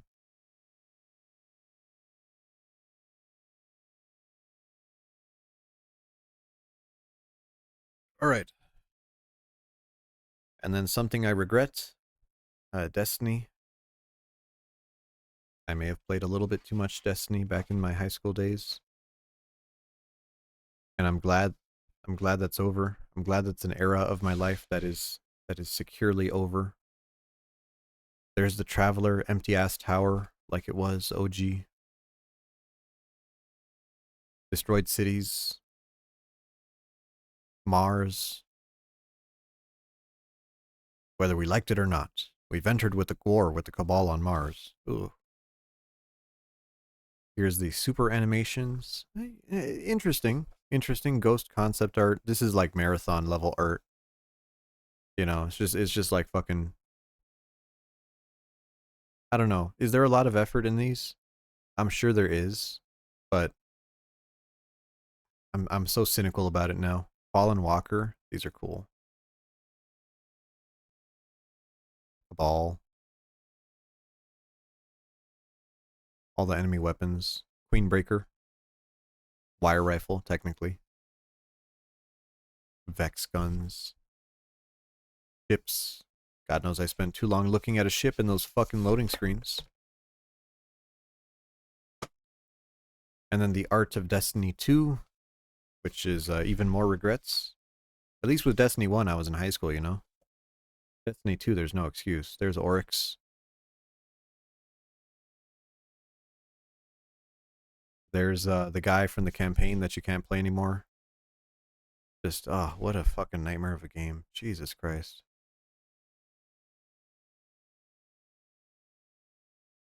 All the new supers. Yep. There it is. Animations. I like the animations. Oh, Sloan.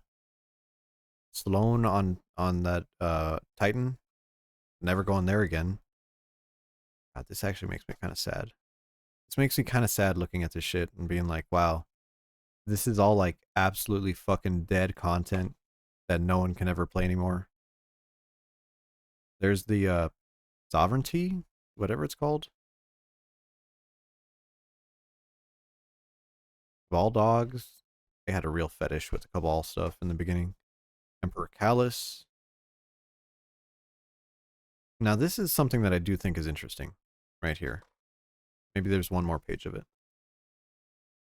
Okay, yeah, this is the first page. All of the 9 stuff I thought was really interesting. I love the negative space. I love the locations that don't make sense. And this is the one area that I wish we got a little bit more of, but this was during the content drought, right? And because it was during the content drought, that this was just incredibly grindy, incredibly miserable, um, and it was just pointless. It was just so pointless. And then on to the fucking triangle ships. Ah, fuck. Okay, that put me in a bad mood. All right, well, time to show off some controllers. I'm gonna show off some controllers. Okay. Let me Drink some beer.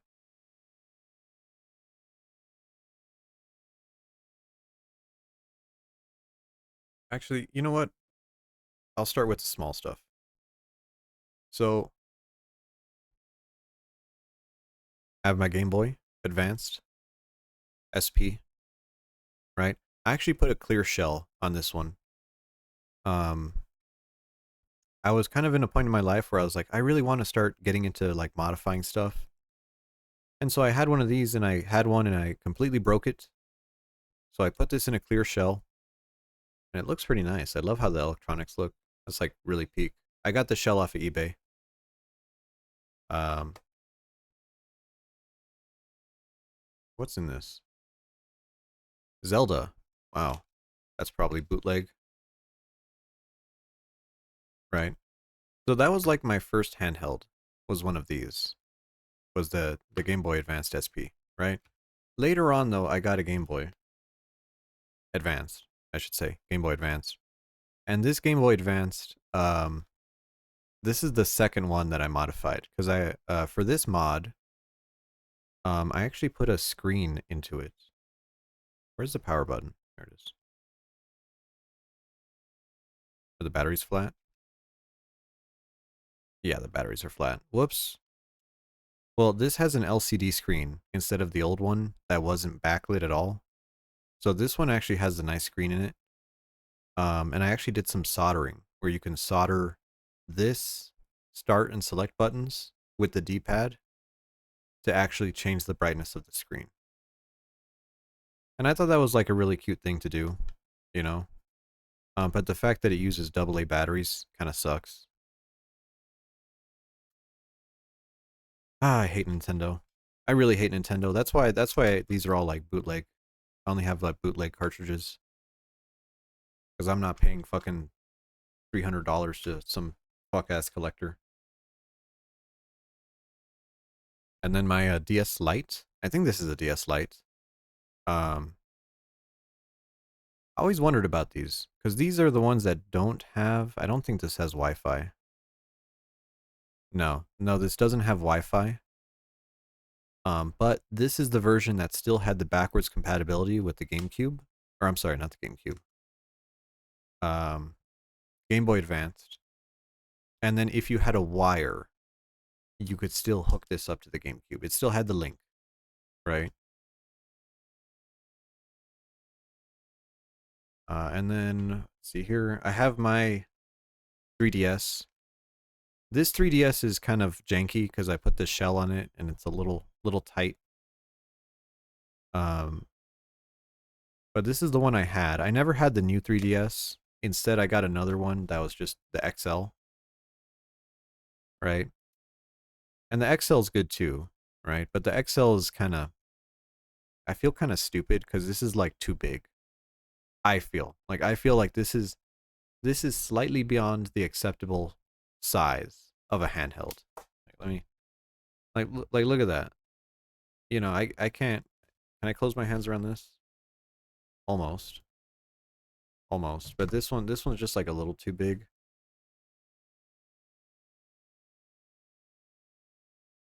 Here's my OG PSP. And now this is a 1000 version, right? This like very high gloss one.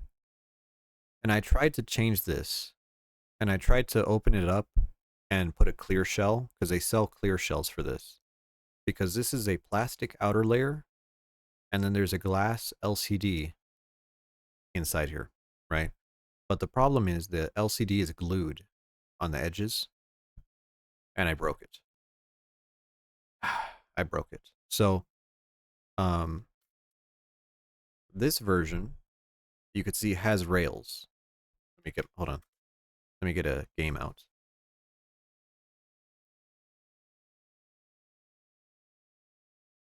Okay. So I got my UMD disk, right?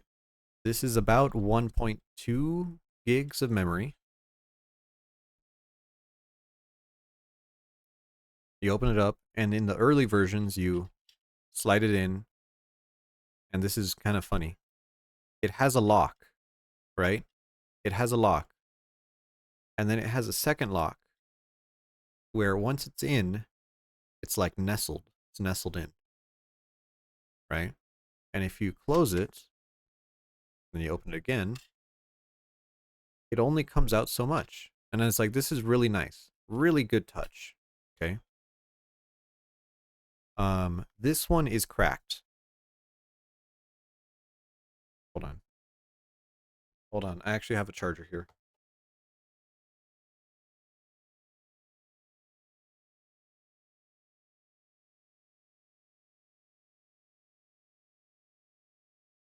I'm saying cracked as in illegally modified? No, not illegal.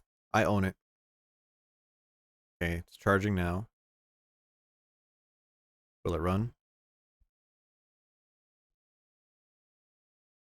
There we go. Turning on. And so let me turn off this light.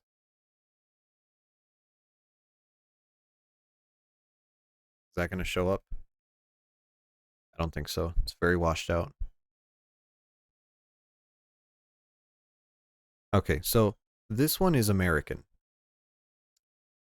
Man, why is it so bright? Here we go. How about now? Oh, that reads a little bit better. So this is an American version. The X is okay, and the circle is back, right? Now, I've kind of modified it, so I have a bunch of games. Oh, I shouldn't have done that. I pressed on Persona 2 by accident. The early ones, these 1000 ones, are great to ROM hack them, right? They're really, really, really easy to do. The later generations, the 2000s and the 3000s, are not so good to do that with because they might break. So let me just go to my menu here. Oh.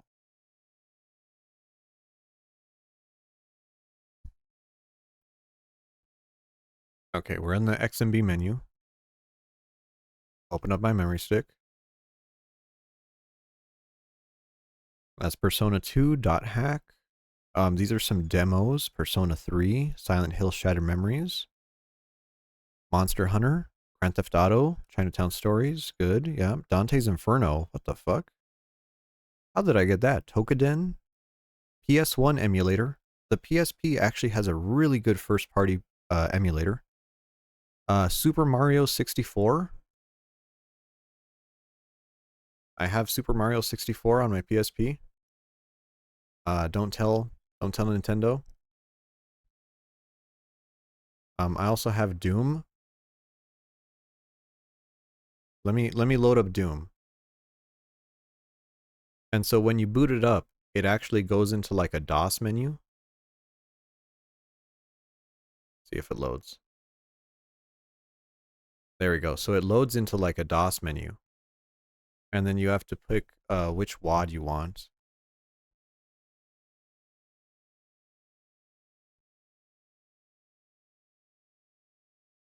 Oh, we have to press start.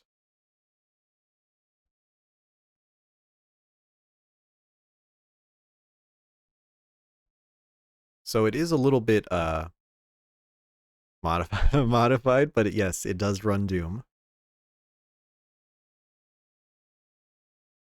Yeah, goddamn.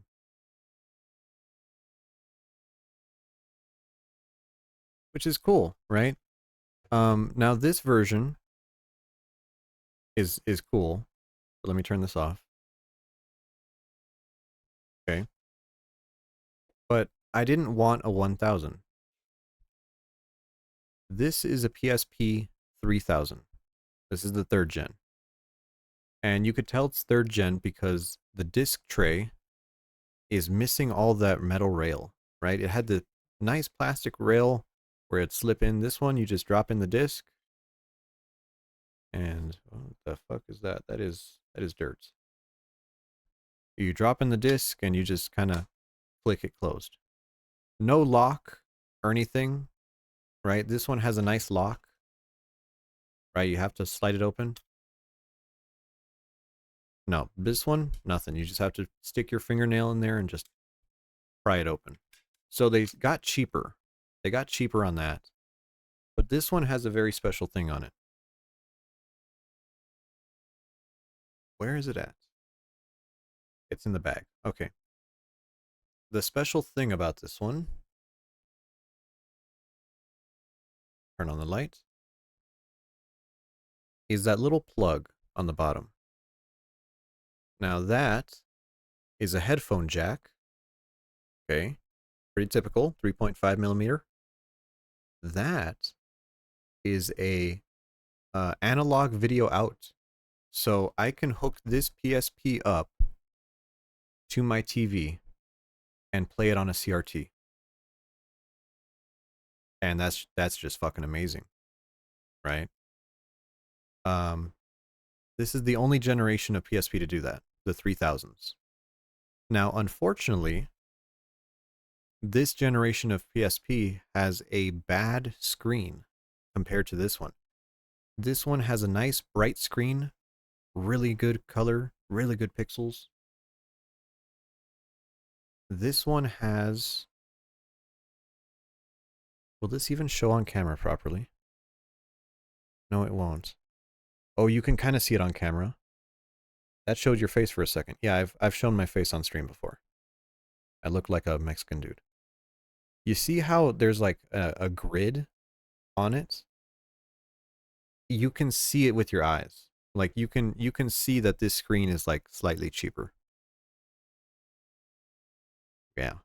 No, I know my face is I don't care. Whatever. What are you gonna do? What are you gonna do? Come over here to Denver? And then here is the best console ever made. The PS Vita. And now this one is also from Japan. Can I turn it on? No, okay, yeah, it's on. Like I said, this one is from Japan, so the circle is okay, and the X is back, reversed from the American ones. This Vita, turn the light off again. There we go. I have the Mary Skelter.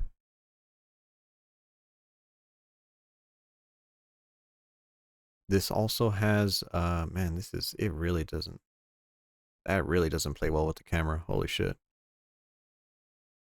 How about up there? Oh, there we go. You can kind of see it. So I have a custom skin on it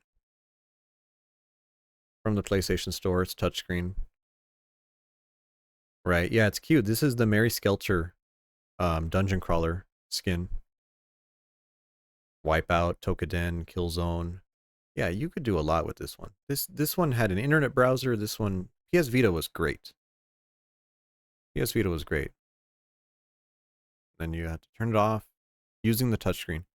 The touchscreen is a real problem with the Vita because emulating a game means that you have to bind the touchscreen as well. So a lot of games will have like buttons on screen that are touchscreen only, and it makes emulating them a real bitch. PlayStation also came out with a Vita that was a TV, and it was just a little brick.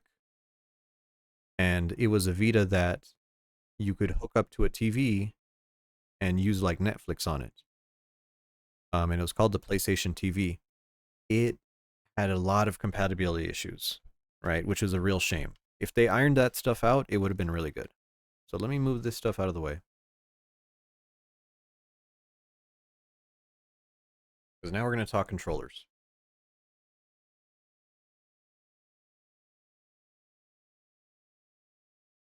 Okay. So this is the oldest light gun that I own. This is for a Nintendo Entertainment System, NES, right? And now this one is really rudimentary because it uses a hookup straight into the NES. Let me get the connector out. Whoops. There you go. You can see that's a NES controller plug. 7-prong. There we go. Okay, and now the fun thing about this is that it's just a camera. It's like a 1-pixel camera, and it looks down the barrel, right? And whenever you pull the trigger, it takes a photo, basically. And for 1 frame on your TV, it'll be black and white, and the targets will be white.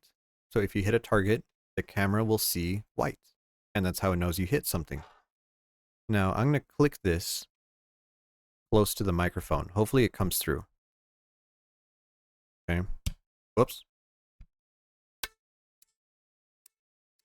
You could hear it has a spring, right? It has like a 2-stage. Like this is all play, hair trigger. There you go. So yeah, really ingenious. Yeah, no, this is how all the light guns worked back then. Okay.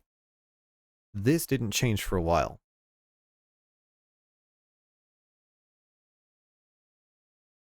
This is a PlayStation 2 era Namco GunCon 2.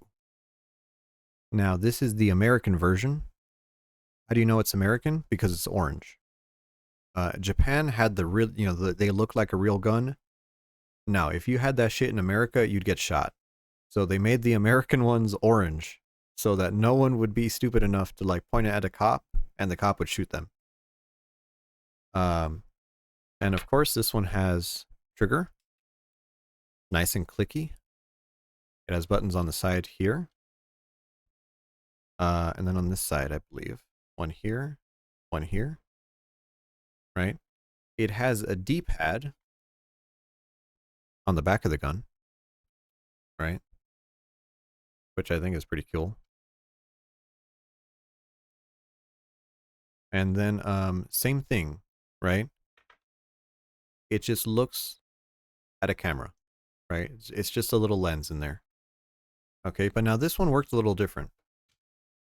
The PlayStation 2 had a USB port and a video port. You needed a special T adapter so that when you press the gun, it would make your screen flash using this. So that's how it worked in the PS2 era. PS2 era, still using CRTs, okay?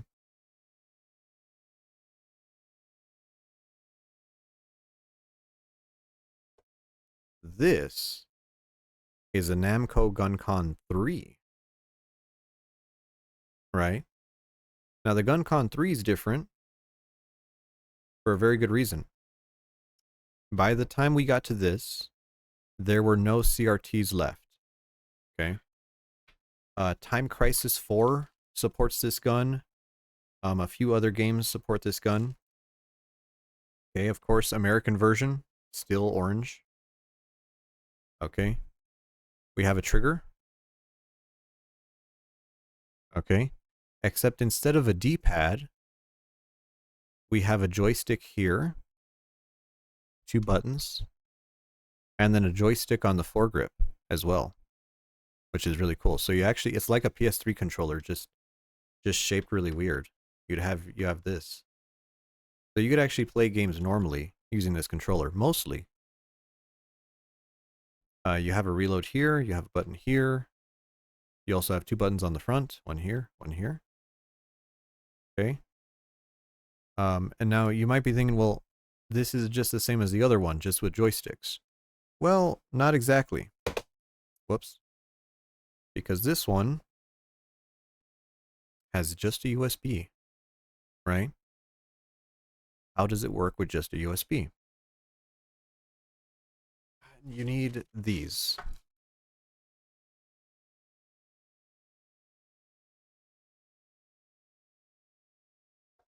These are infrared emitters, right? And you could see they have 3 infrared lights in them. And you would hook these up to your TV on the corners using the straps and USB, right? And so you'd hook this up to your TV and it would be like a plasma TV, which wouldn't work with the other GunCon, but this one would because it has the trackers. So pretty cool, right? Nice that they did it. But this was a pain in the ass. This was a huge pain in the ass. And I think that's why light gun games kind of died, right? Because no one's going to buy a proprietary controller and proprietary sensors and hook it onto your TV just to play fucking half-ass Time Crisis, you know? So, of course, Nintendo did something different.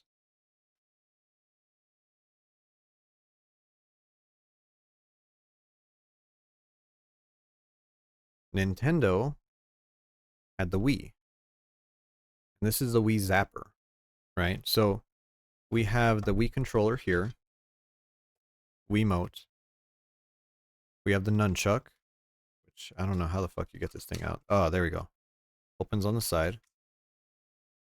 And they sold this plastic piece of shit to mount your controllers into to play light gun games. So you have to snap it in, close the wire. You have to flip it upside down. How do you even do this? You slide it. Yeah, you slide this open. This is so washed out. It's unbelievable.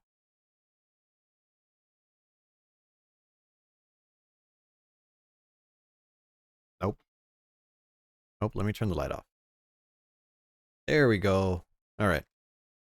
And you'd get the nunchuck wire. You'd feed it through. And you just had to loop it around. And fucking ruin your wire.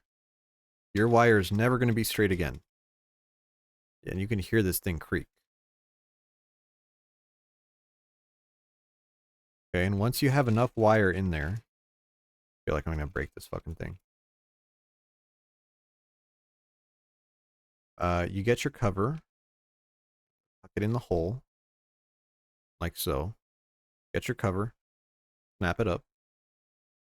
Now you have your connection to your Wiimote, and your Wiimote just comes in from the top, slides in, locks down using two lugs on a little plastic hinge, except they don't actually latch. You have to kind of force it in. And even then, you have to push the teeth down. So now it's stuck. Then you get your wire, and you plug in your wire. All of this to have a fraction of the power of the other stuff. Come on, Nintendo. Come on. And this sucks. This feels flimsy. It has like a button extension up here, but this is not a real button. This is just a lever that pushes the button on the controller. If the button on the controller is no good, this won't work either. So that's what Nintendo did. Now, PlayStation had an interesting idea.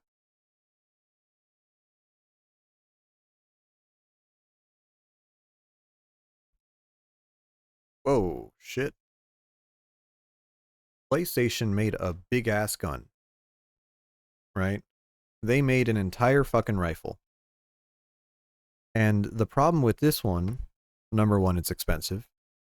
Number two, it looks like a gun, right? You can't really do that anymore. I've put the vibrator, yeah.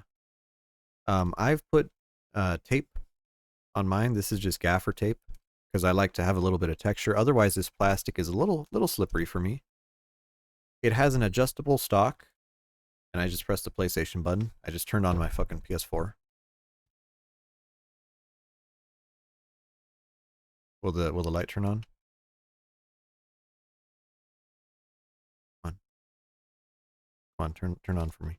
Oh, this is also squishy, by the way. Squishy. Did you ever have one of these when you were young?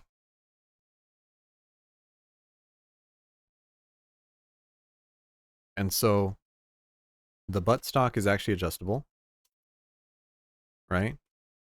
And you could adjust the length on it.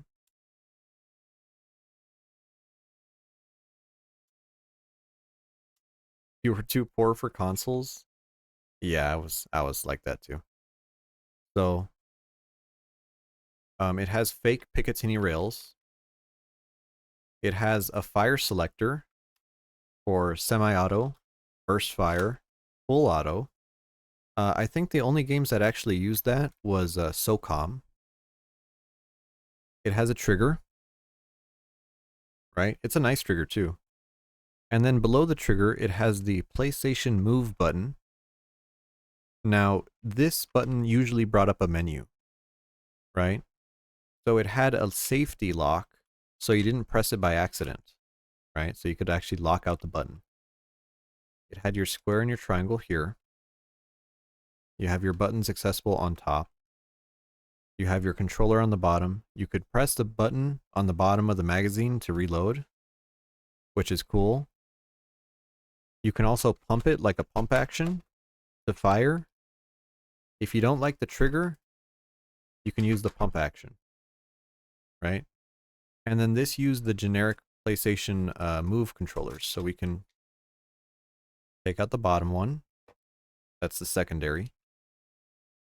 And then on the top, we have to pull these back, lift the transparent cover out. And this is where it's neat. You lift this up and out, right? Because these are usually, these are your controllers like this, right? So you can put these into the gun, and the gun actually has a USB port. Right here, you could see it kind of shoot out. This USB port plugs in so that all the buttons on the gun work, which is, it's really good. I mean, that's how you do it. Unfortunately, it doesn't make the battery on your controller any better. It still sucks for battery. And this is kind of heavy. This is like a little bit heavy, especially with the controllers on. It's a little bit heavy. Kind of weird. Kind of weird. So, let me show you what they did after this. Okay, well actually let's finish this off. This was for the PlayStation 3. The PlayStation Move sold so bad, so terribly bad, that they had a warehouse full of these controllers. Well, PlayStation 4 had VR, and they needed a motion controller. So they had a warehouse full of these, and they just made these work for the PS4. Kind of funny.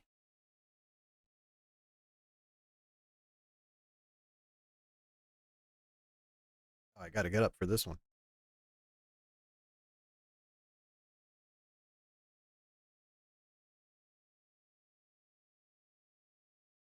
All right.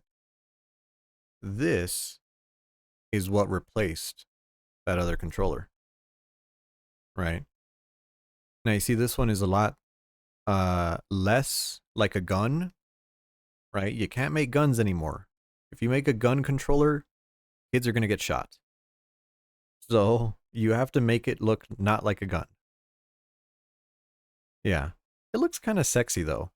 And I will admit it's better. So it still has the ball for tracking. This is a colored ball. It glows a certain color. You have your triggers on the front. You have a trigger here. Okay. But now this one actually did something really smart.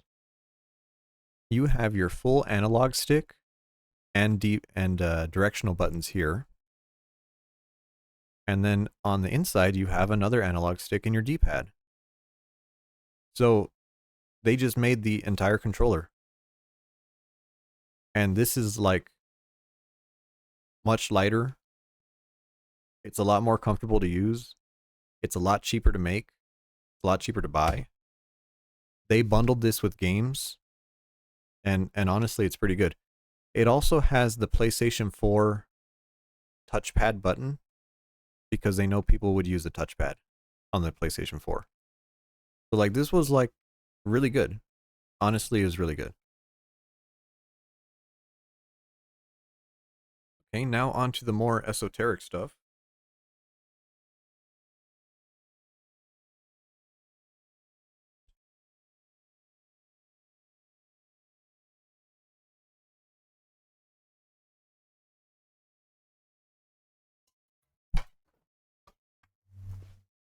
There's my beer on the floor. God, these things are fucking huge. All right, you know what? I need another beer too. I'll be right back.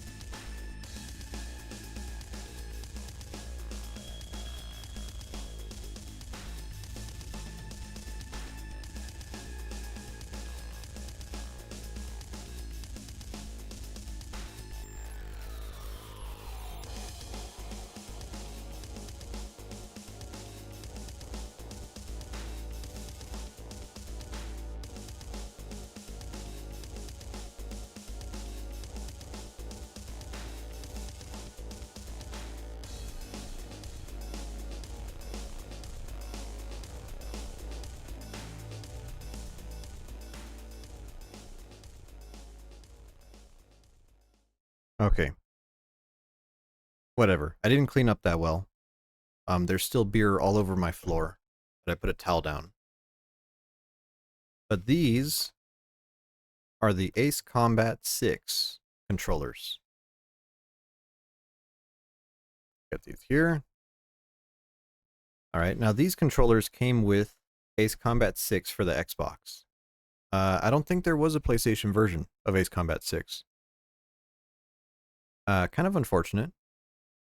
But now these are really fun because they're a really nice controller. This top, these are aluminum.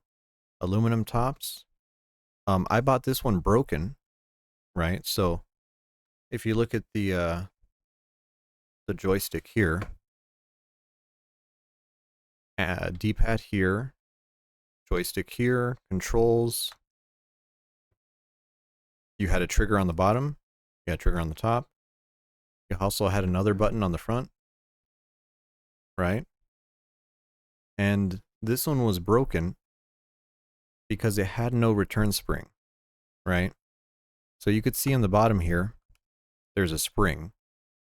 And that spring puts a little bit of tension on the joystick so that when you move it and you let go, it goes back to 0, right? Now that was broken. So what I did is I put a little plastic collar on it to put some tension back on the spring. So now it works again. It's still a little floppy, you know, that's fine. Whatever. And then this one, of course, it has USB, but it uses a serial port to connect to the other half of the controller. Put that on the ground. There we go. This is the throttle stick, right? Now this throttle stick feels nice and heavy. It has a lot of buttons. It has 3 different microphone channels. It also has these weird rollers that don't do anything. I checked. These don't do anything. They just spin. And then on the back side of this, you have these 2 buttons here. And this controls your yaw, I think it's called. This controls your yaw in your aircraft, right? Now, that's great. The PS4 also had one.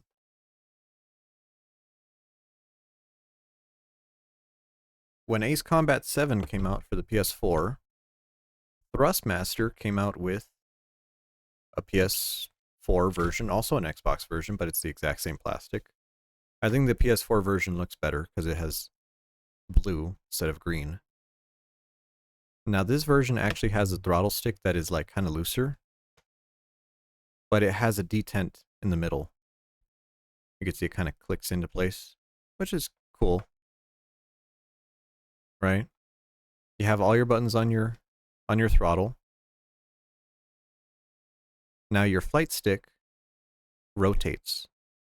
And this is actually how you change your yaw in the game, right? Instead of having just the bumpers on the back of the throttle, which this one does, you can see them right here. You can also decide to control it using just that. Now, this is one piece right now, but if you flip it over, there are 2 screws here. Where are they at? Right here. That you can take out and separate the pieces. You can separate the left from the right. Okay? And now this also had an extra port. Right here, this little internet jack. Why would you connect internet to this? There's a different reason.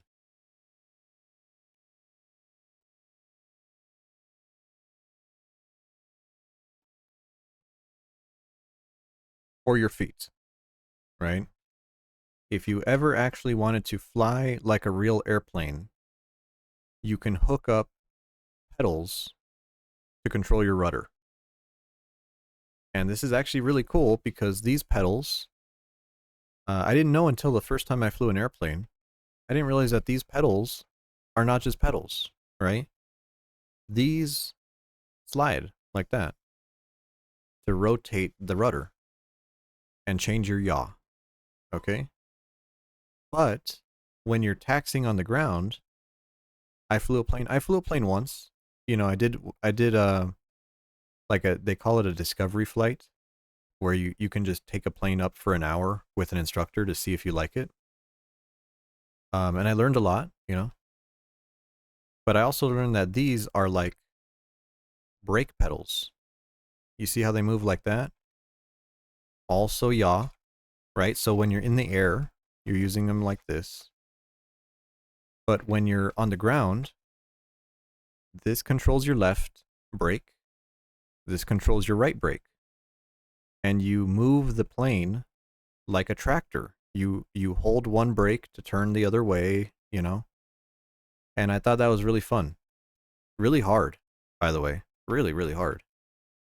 But yeah, you can hook up this controller to the other controller to have full control of the plane, which I thought is really cool. I'm ready for Ace Combat 8 to come out because I want new ones. Actually, I could probably use the same one, but you know, I want Ace Combat 8 to come out. Get this out of the way.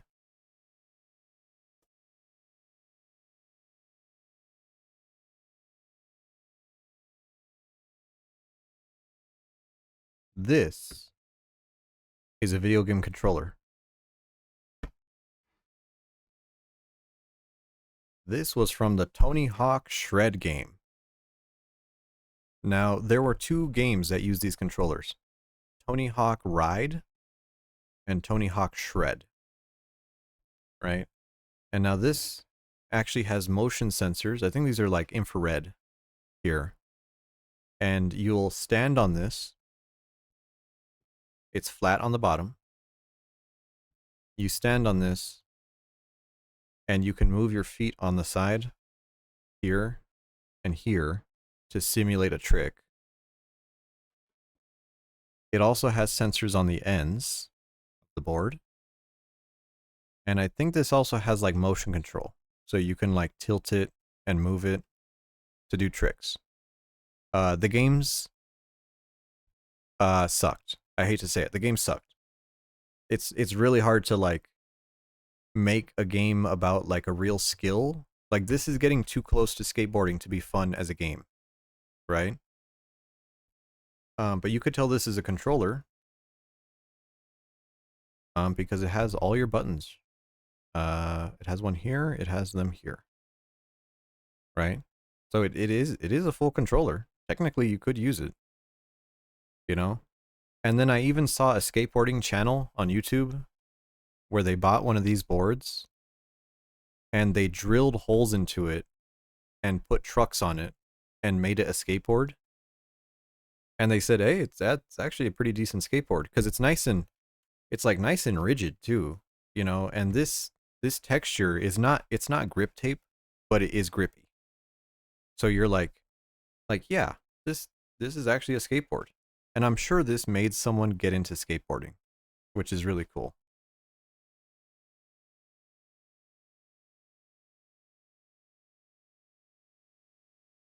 All right. I hope you know what this is.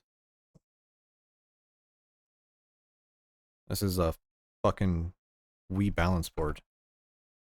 This is what your mom wants to use when she says, "I want to get the Wii for the fucking to exercise." This is what she wants. This is a butt controller. No, this is like a yoga controller. This is like heavy too. It has like hand grips. You know? It's full of foam. Like there's like foam filling in this. Not legal for trade. Illegal to trade it. And I think this has a scale. If you step on this and you have the Wii game, it'll tell you how much you weigh. But this was like OG exercise game. Was this? Yeah, this is fucking heavy. Like, yeah, you're supposed to stand on this. You know? Oh yeah, that's good.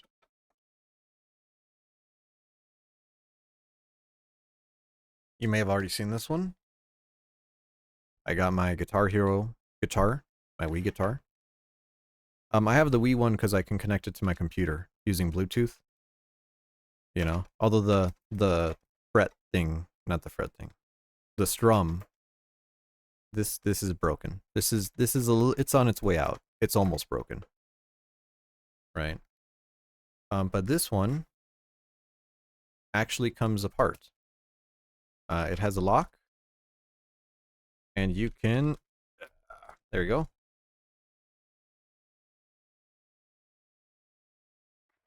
There's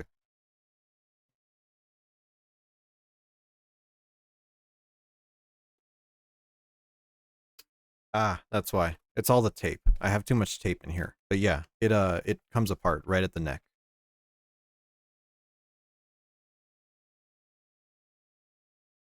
And then I think that's it. I mean, I have a Ring Fit. I mean, I'm sure everyone knows what a Ring Fit is. But those were my more interesting controllers. Those were my like weird ones, right? Art books, weird controllers, handheld consoles. Um, I have to figure out a way to capture like a Vita. I don't know. We'll figure something out. But I think that's gonna do it for me. I'm probably gonna watch something on the Discord. I'll probably play a TV show or something. But thanks for joining me. I was kind of feeling weird about, you know, actually no. I have art. I have to show off art. Holy shit. How could I forget? How could I fucking forget? Who the fuck drew that? I still haven't put that one on Twitter yet. I'm gonna put that one on Twitter. The triumphant return, pretty good. That's pretty fucking good.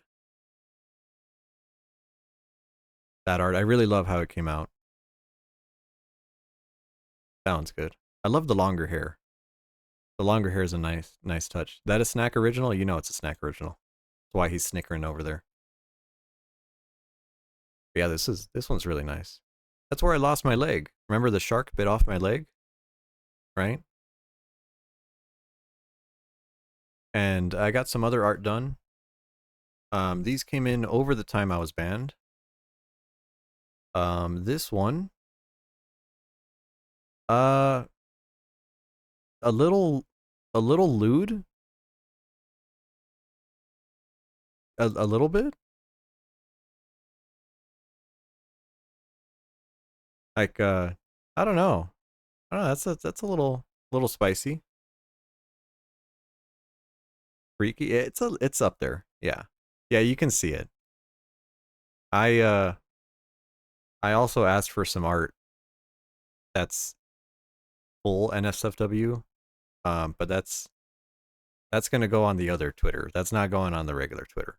I'm not gonna post that shit there. That's crazy.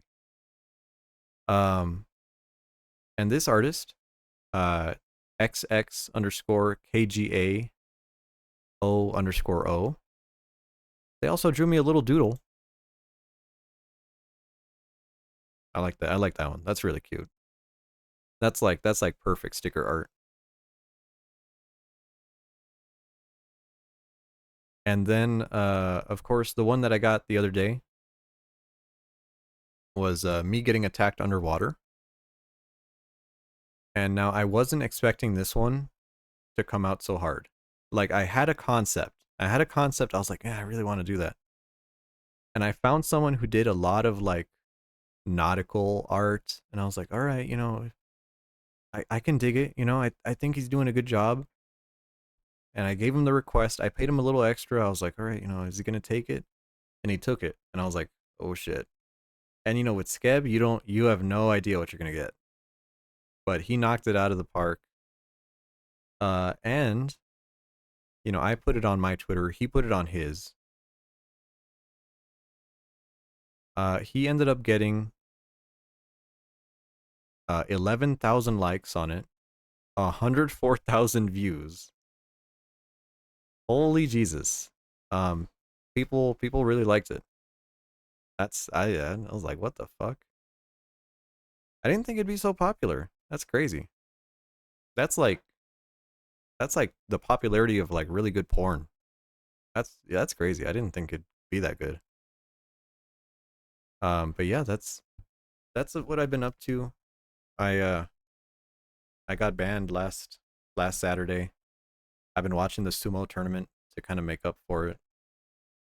And now that I'm unbanned, I was like, oh, I'm gonna play games. I'm gonna play games. And then I worked this weekend. I was like, ah. Um,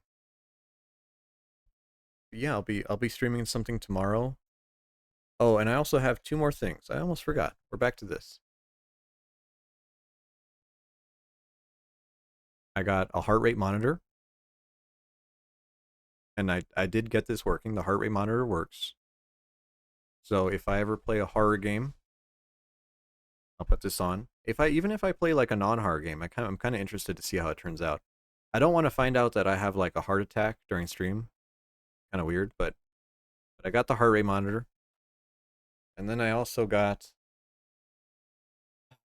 this.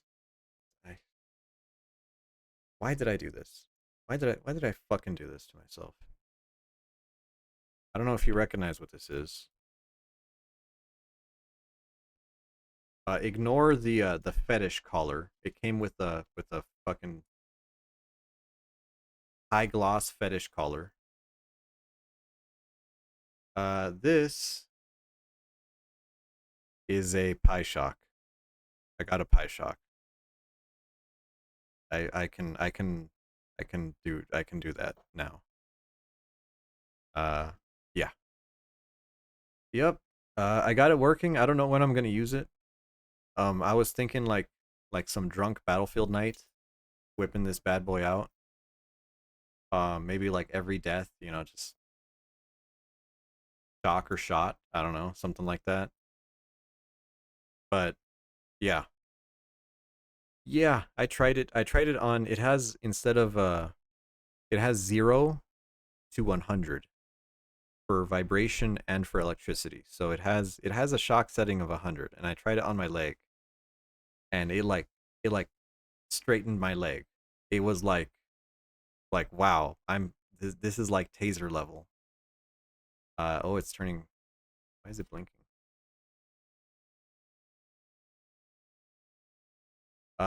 Yeah. So, and it also has like integration. You could like set a trigger for it through like a redeem, that's never gonna happen. You could do some games have integration where if you die in a game, it like sends a signal. I don't know. It's kind of beyond my skill set, to be honest, to set that kind of stuff up. But I think it's interesting to try at the very least. So I think that's cool. So yeah, there's that. I don't know. And God, like it can't. It comes with like a fucking collar, man. Like it comes with a collar. This is like fetish. Did you know that this is like furry? This is like furry equipment. The website to set it up, the tutorial video was like a furry, and then you know what? Where's it at? Where's it? It has it. See, it has a nice box. Let me. I'm not going to show you the QR code on it. No, wrong box.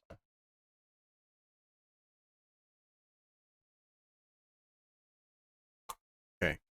Like it comes with a card, and it's like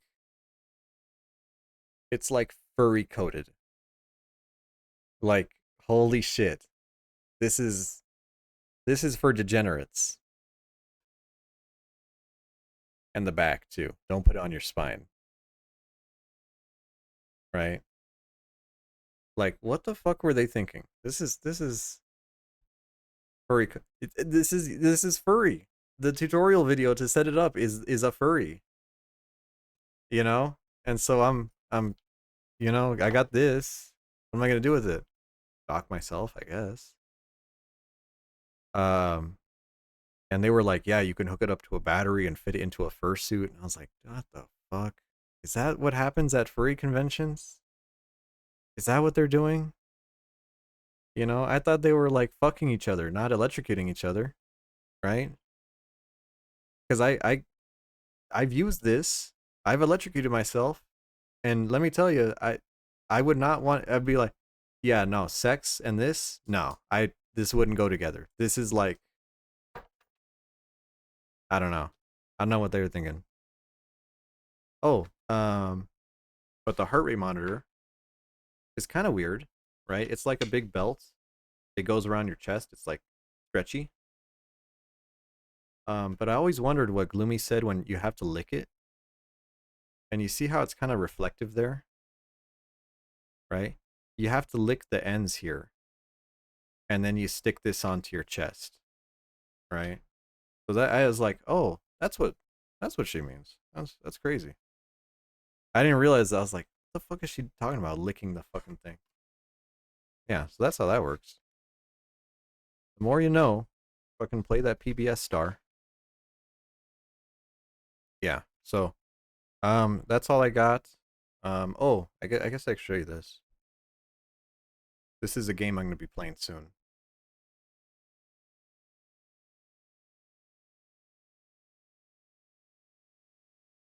Do you recognize it? Do you know where he's from? I hope you know where he's from. If you don't, I'm a little disappointed. But I'm gonna be replaying Lost Planet 2. Lost Planet 2 was the first game I ever streamed before I was a PNG. Way back in like March, February, March. Yeah, it was like it was almost half a year ago.